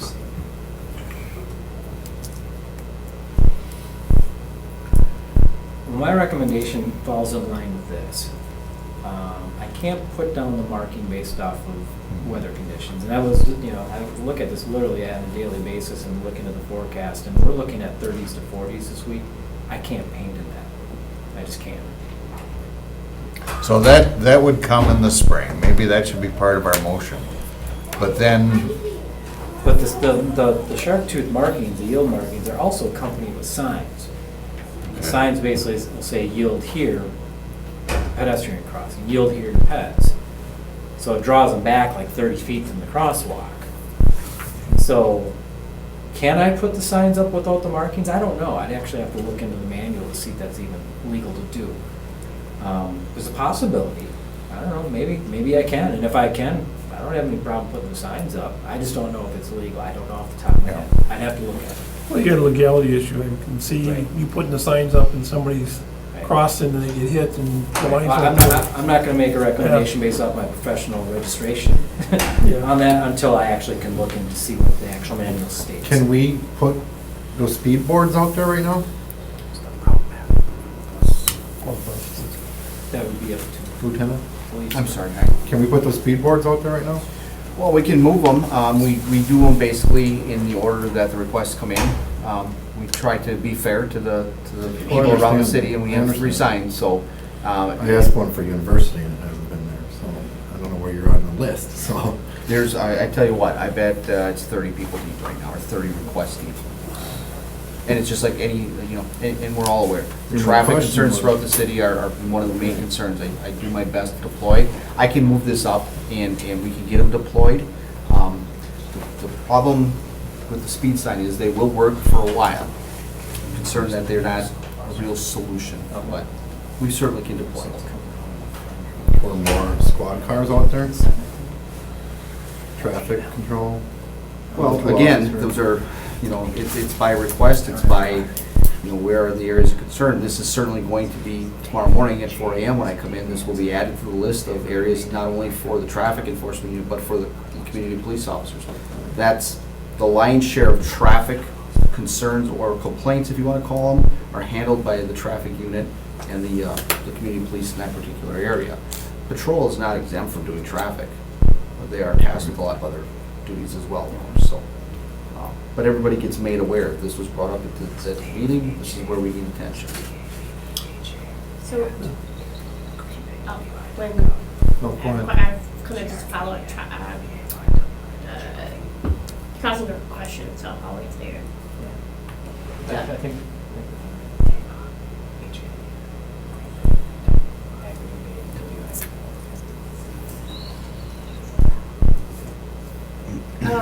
So, if it's possible for like a school employee to become trained, is it possible for a, say, well, I think they left, but there were folks who were members of their neighborhood associations? I can answer that quickly, no. It's only- No, that's fine, I just No, didn't know I what. was instrumental in crafting that agreement, Oh.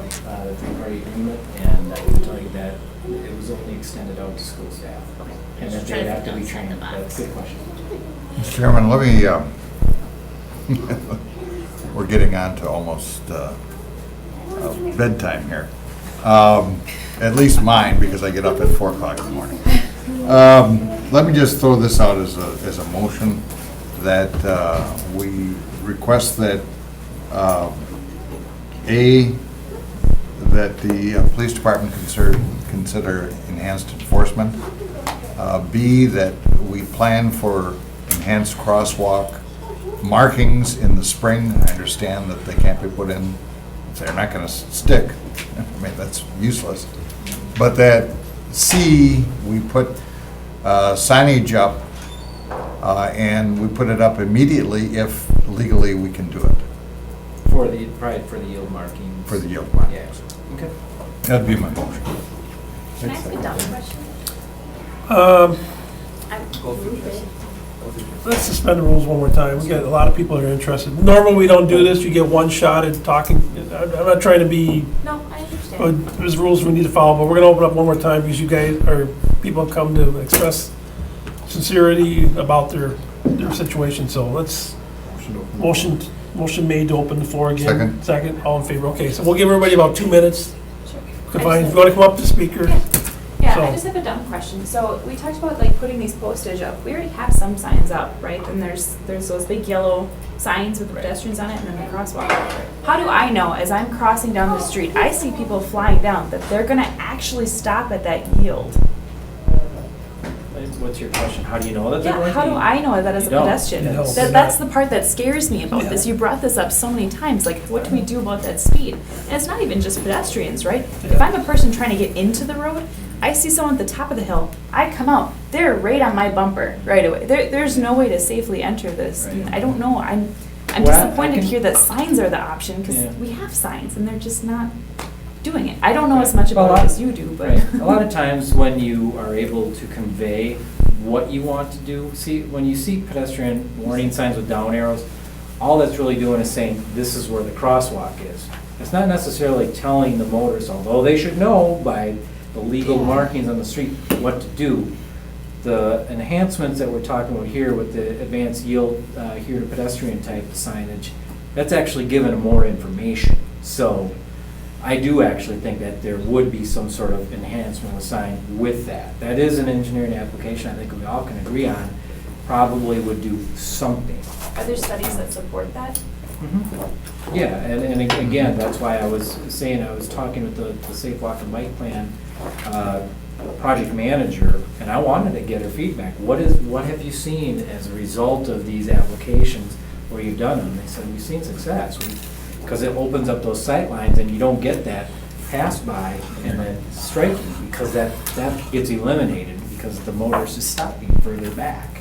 And if someone would try to go past them, they can at least see them where that ped is, instead of that ped being right at the bumper of the other vehicle that actually stops. So I actually do believe this is probably going to be an enhancement, absolutely. I wouldn't make the recommendation otherwise. There's no guarantee anybody's gonna stop, though. No Human error. guarantees, but I think it will To answer your still point, provide yes. more information. You just don't wanna step and out thinking enhancement. they're And gonna it's stop. something different than what we've seen anywhere else in the city. And I've got a consultant from the East Coast that basically, I mean, they're all over the place, actually, West Coast, East Coast. Anyway, that's actually provided me with some positive feedback on their applications and other locations. I just want to add one Yep, more short no, comment. you're good. As somebody who uses the LeCount intersection every day, countless times a day, you made an interesting comment that the crosswalk right now is on the east side of that intersection to line up with that sidewalk.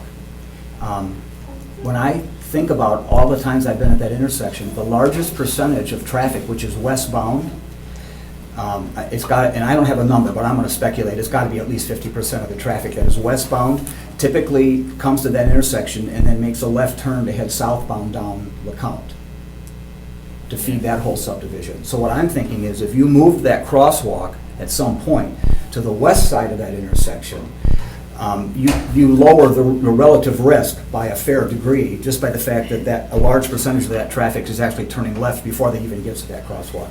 I never thought about that until you mentioned that tonight, but that may be a viable alternative as a possible solution that's cost-effective in terms of redesigning it at some point down the road. I heard there was a problem with the big embankment there, right? Well, yeah, but then you've got to come up with a sidewalk to feed it, but at some point. But at least it lowers the relative Yeah, risk by people shifting going. it to the west a few, 50 or 100 feet, as an option, I think. That's the biggest issue for us, is what can we do to lower the relative risk for the people that use that on a regular basis? Thank you. Yeah. No, that's a good point. And I think as well, when I had shown at least what we have in the approved plan for sidewalks, I think once we get an approved sidewalk plan that actually becomes a plan and is constructed along there, that's when you're going to start to see improvements on that northwest corner. That would be part of a project like that. All right. We're not asking for anything right away. No, As long as you're- you're giving it a chance. Because You're all that's what I'm going good. to tell my neighbors Wednesday night at Fall Fest. They're looking at it, and they're looking at it hot and heavy, and it's a hot item. well, right now. That's all I'm going to say. And explain the time of the year kind Yep. of is a detriment, but not that it won't be done, so, but we're listening, so. Thank you. Anybody else want to comment? Last time, if that, no more comments, we're going to close her up, so. All right, motion been made, back to regular business? Second. Motion made, seconded, all in favor, okay, go ahead. Yeah, real quick, Mr. Theano, I like the motion. I think the ball gets rolling from this point on. I'm kind of all hands on deck on this issue. I would suggest and recommend that you add another item to your motion to reach out to the Oneida tribe to see if they'd be interested in helping with the enforcement of speeding. There are a lot of tribally owned properties all around that area, and I don't know what the working relationship is with the city, but if you could add that though as the official motion, I would greatly appreciate that. I would make a friendly amendment to add item D to the motion. I just had one last, with the state of Wisconsin, since it's a state highway, I mean, is there any, It's connecting highway, Asking- meaning, that's a good, I'm glad you made that clarification, and as I alluded to earlier, there was a jurisdictional transfer in the early 90s, that's actually our street. It's considered a connecting highway, meaning that they are able to badge it as Highway 54, but we still own and maintain it, and in response, then they pay us money for maintenance in order to direct their regional traffic on our street. okay. Well, they would come, seeing the need for some work being done there, to have funding to, if it went to us. They would, Signals or- the way the state would work on this, even though it's a connecting highway, they would say, show us a demonstrated safety problem, as in they'd want to see crashes. Okay. Unfortunately, they want to see crashes and say, you have a demonstrated crash problem here that needs to be corrected. That's typically what they would say, is show me the crashes, and then we'll show you the money. All right, and that's not, there's no crashes there, I don't think there's been. I at least, I didn't look at it from 15 to current because I didn't really know what this discussion was all gonna entail until about this morning. Okay. But, you know, up to that point, up in 15, we didn't have anything. I do remember that in here, we did not have a single Okay. pedestrian crash up until. Okay. So Dan has made a motion, correct, Dan? Mhm. You got Dan's motion? It's all recorded. Or recorded, okay. Do I hear a second so we can move? Okay. Motion made and seconded, all in favor? Aye. Motion carries. Thank you, everybody. Thank you, everyone, thank you. Thank you, guys. 7, referred back from study consideration of possible action request by the Green Bay Area Public School District for the city of Green Bay to staff and employ an adult crossing guard at the intersection of Humboldt Road and Mount Mercy Drive to assist Beard Elementary students across Humboldt Road. Okay. This, again, as I was saying in the last item, this goes through the official process of what was adopted by Traffic Commission and Council many, many years ago as the procedure for determining whether a crossing guard is going to be recommended, and that's what's called, well, in essence, what we're doing is determining a hazard rating for each of the time periods that we evaluate. Now, as many of you know, Baird Elementary, as a matter of fact, we just had a request on here to change some of the parking zones because the school's new. The old school's raised, there's a new school, things have changed. The traffic patterns, the loading, unloading, it's all changed. So in response to that, we did make some improvements to the signing and marking out there. Now, the request was really to look at Humboldt, Mount Mary, but seeing how there's an existing crossing guard at Humboldt, Laverne, we wanted to see, now that that guard is still there, under all the changes, what has changed out there, if anything. Actually, so we did an evaluation of 2 of them. So I did come up with hazard ratings for the Mount Mary intersection, Laverne Drive, AM and PM, so 4 different values. So I came up with, now they come up as less than or equal to, so they could be up to, and this is what it's gonna be, Mount Mary in the morning, 5.77, Mount Mary in the afternoon, 8.57, Laverne Drive in the morning, 7.53, and Laverne Drive, 9.24. So as you can tell, the hazard numbers are higher at the existing crossing guard location. Now, in order to warrant the adult crossing guard, that number must exceed 16. So we don't have that on either of them, yet we have one already at Laverne. I think there should be, I'm going to provide you some additional information that doesn't come across in alone just the crossing guard study. So it was noted during staff's observation that there's that crossing guard monitor. Definition of a monitor versus a crossing guard is really just someone that it's a staff member that wears a vest, a safety vest, high-vis vest, and in essence looks for acceptable gaps in traffic and then walks the students across. So it's really kind of like one step short of having a crossing guard. The crossing guard literally has the ability to stop traffic with a stop paddle, a traffic officer, so to speak. And there's actual state statute that defines who can do that, being properly trained, etc. In addition to that, there was 2 vested students that were monitoring the west driveway access for bus-only traffic. The 2 driveways, ingress only, egress only for the 2, those are new. They weren't there before, and it's for bus only. Apparently, there's a lot of parents that want to enter these driveways, or this one driveway, I should say, the westmost, and to basically shoo them out because it's for buses only. So they're there. Although I guess some of the students were actually helping with some of the crossings too. So you had multiple vested people using the Mount Mary intersection. After our first field observations, we had to go out on 2 separate occasions. We actually looked at it and said, "Man, we're gonna make some improvements to this." So we actually did some engineering applications. We made a high visibility continental / ladder style crosswalk improvement at the subject intersection of Mount Mary. That was made. The other thing that we did is we doubled up on the crossing signs. So before we only had right side as you're approaching both directions. We basically doubled up and added it over here. So in case there were vehicles parked or larger vehicles, you could see that crosswalk marking on the other side of the street. So that was completed, let's say probably a month ago. The other thing too that should be noticed is that there's a flashing speed limit sign there for school traffic. And that sign existed before, it exists now. As a matter of fact, we even added some school speed limit 15 mile an hour signs to accommodate for the change because of the school new location. And I know we've had some calls and questions and concerns about them not working properly. I had our electrical staff do some investigation into this. They actually came back that they did find some problem with some of the equipment out there with the time clock controller itself. I had them replace the controller unit in its entirety, and the problem has been solved. They actually watched it turn on its own based off the program time, so I think we've got that issue solved. Getting back to the actual request at hand for the adult crossing survey, it didn't meet the warrants, and they were, like I said, less than half to a little over half in the hazard rating index. So I'm not going to make a recommendation against what has been already approved by Common Council as what is definitive recommendation on that. So with that, I make a recommendation to receive and place on file the request for that. If indeed there is a request by the school district based off of this response, I mean, one of my things that I'll do here after, of course, Common Council makes, approves and or modifies the report, I will then send that email over to Chris Collar and advise him of the decision that was made. He was the requester.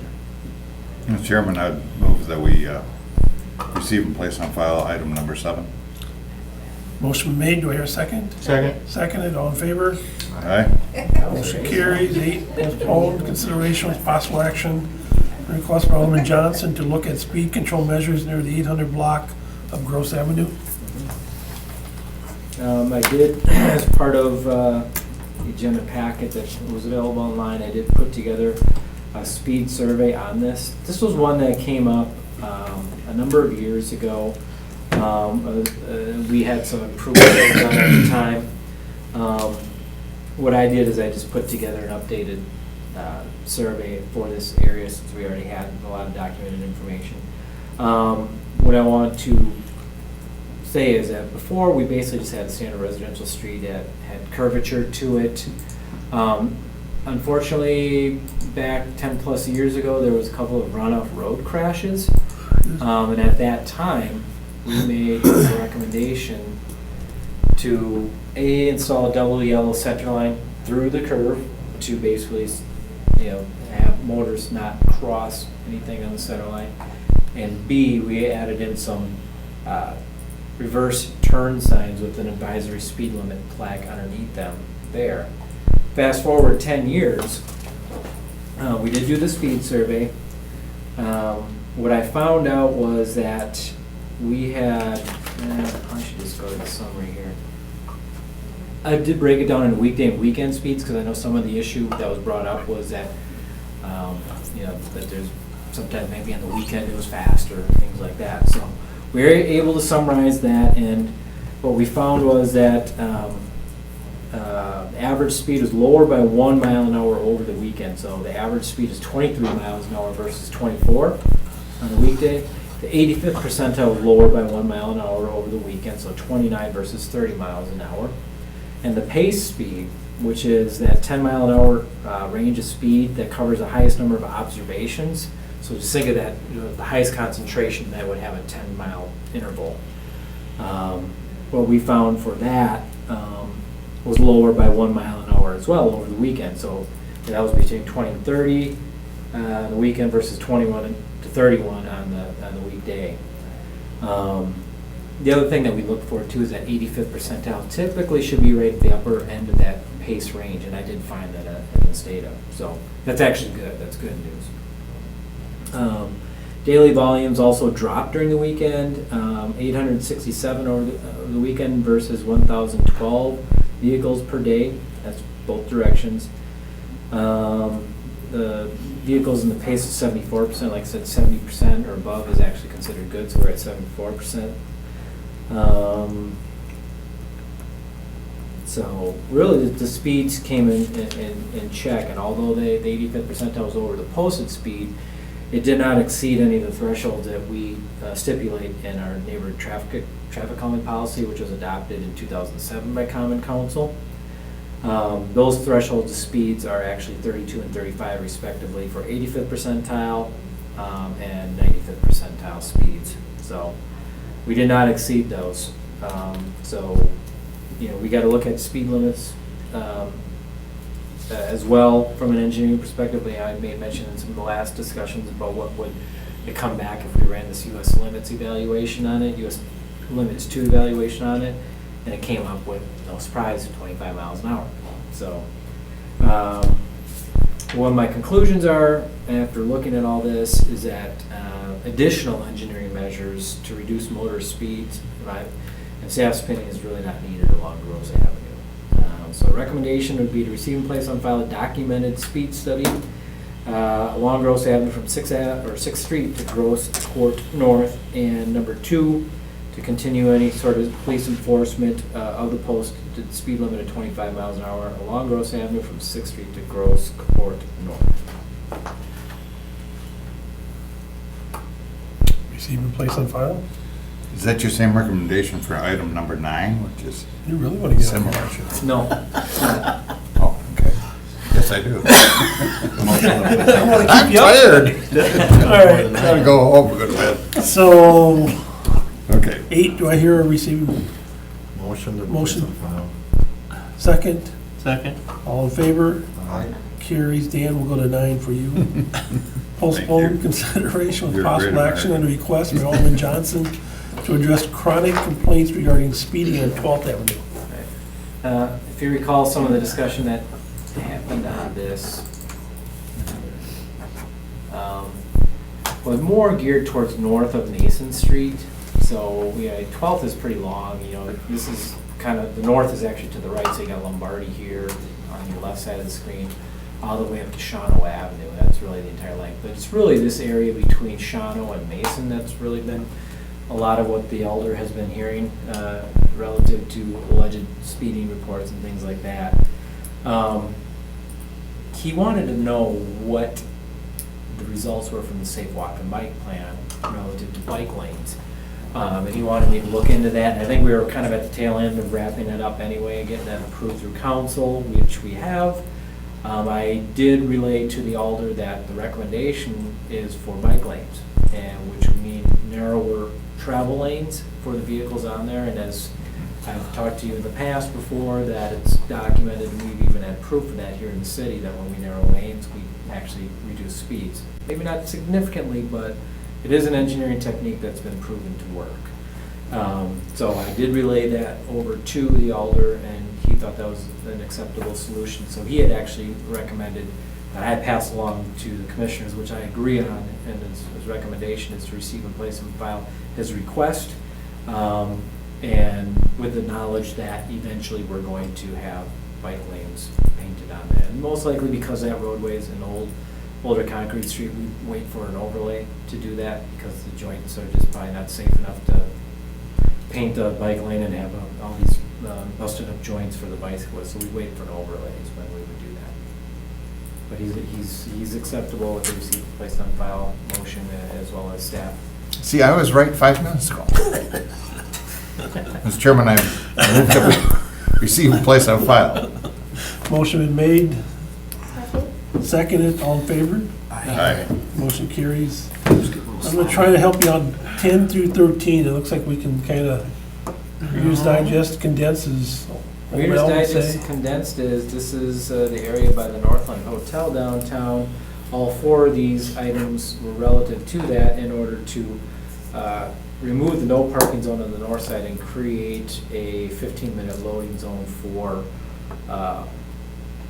hotel guests in order to basically have they have a concierge up there that he helps them with loading and unloading of luggage and so forth. I go by it every morning on my way into work, and I see them working. Everything seems to be working great with this. So I make a recommendation on items 10 through 13 to approve as written. So to remove establish for the 10 to 13 respectively, and to move forward to adopt by ordinance. Do we hear a motion? Motion, what did you say? second. Second. All in favor? Aye. Motion carries. Informational, next meeting Monday, November 18th. I'm not going to be here for that meeting, so I'm Okay. leaving Dan's capable hands to move that baby along. Quick meeting. And also, don't show up at this location, because we are now officially going to be moving to 310. There you go. Okay. Okay, So, yeah, if you got any questions on that, all right. bring that up. Both the facilities are going to be accommodating to everyone on the commission here, and we will still have a large screen to look at. Okay.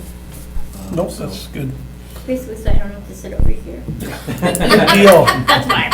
That's the way it should be, Stephanie. You should be right here, right in the middle. We'll put you in Dan and I or whatever. But Sounds good. welcome for coming back to your second meeting, so. Yeah, So Yeah, we just a scared little you away, longer, huh? but no. you're in now. You didn't think it'd be this long ever, did you? But this is a long one. It probably doesn't get much longer than this, so. Yeah, so part of that So- area Long side side, but- is under. Mr. Chairman, I move we adjourn. Motion to adjourn been made. So you're about 3 or 4 seconds. So Second. motion made, the second, all in favor? Aye. Let's adjourn. They have authority over certain areas, but Green Bay has joint authority over those areas. So like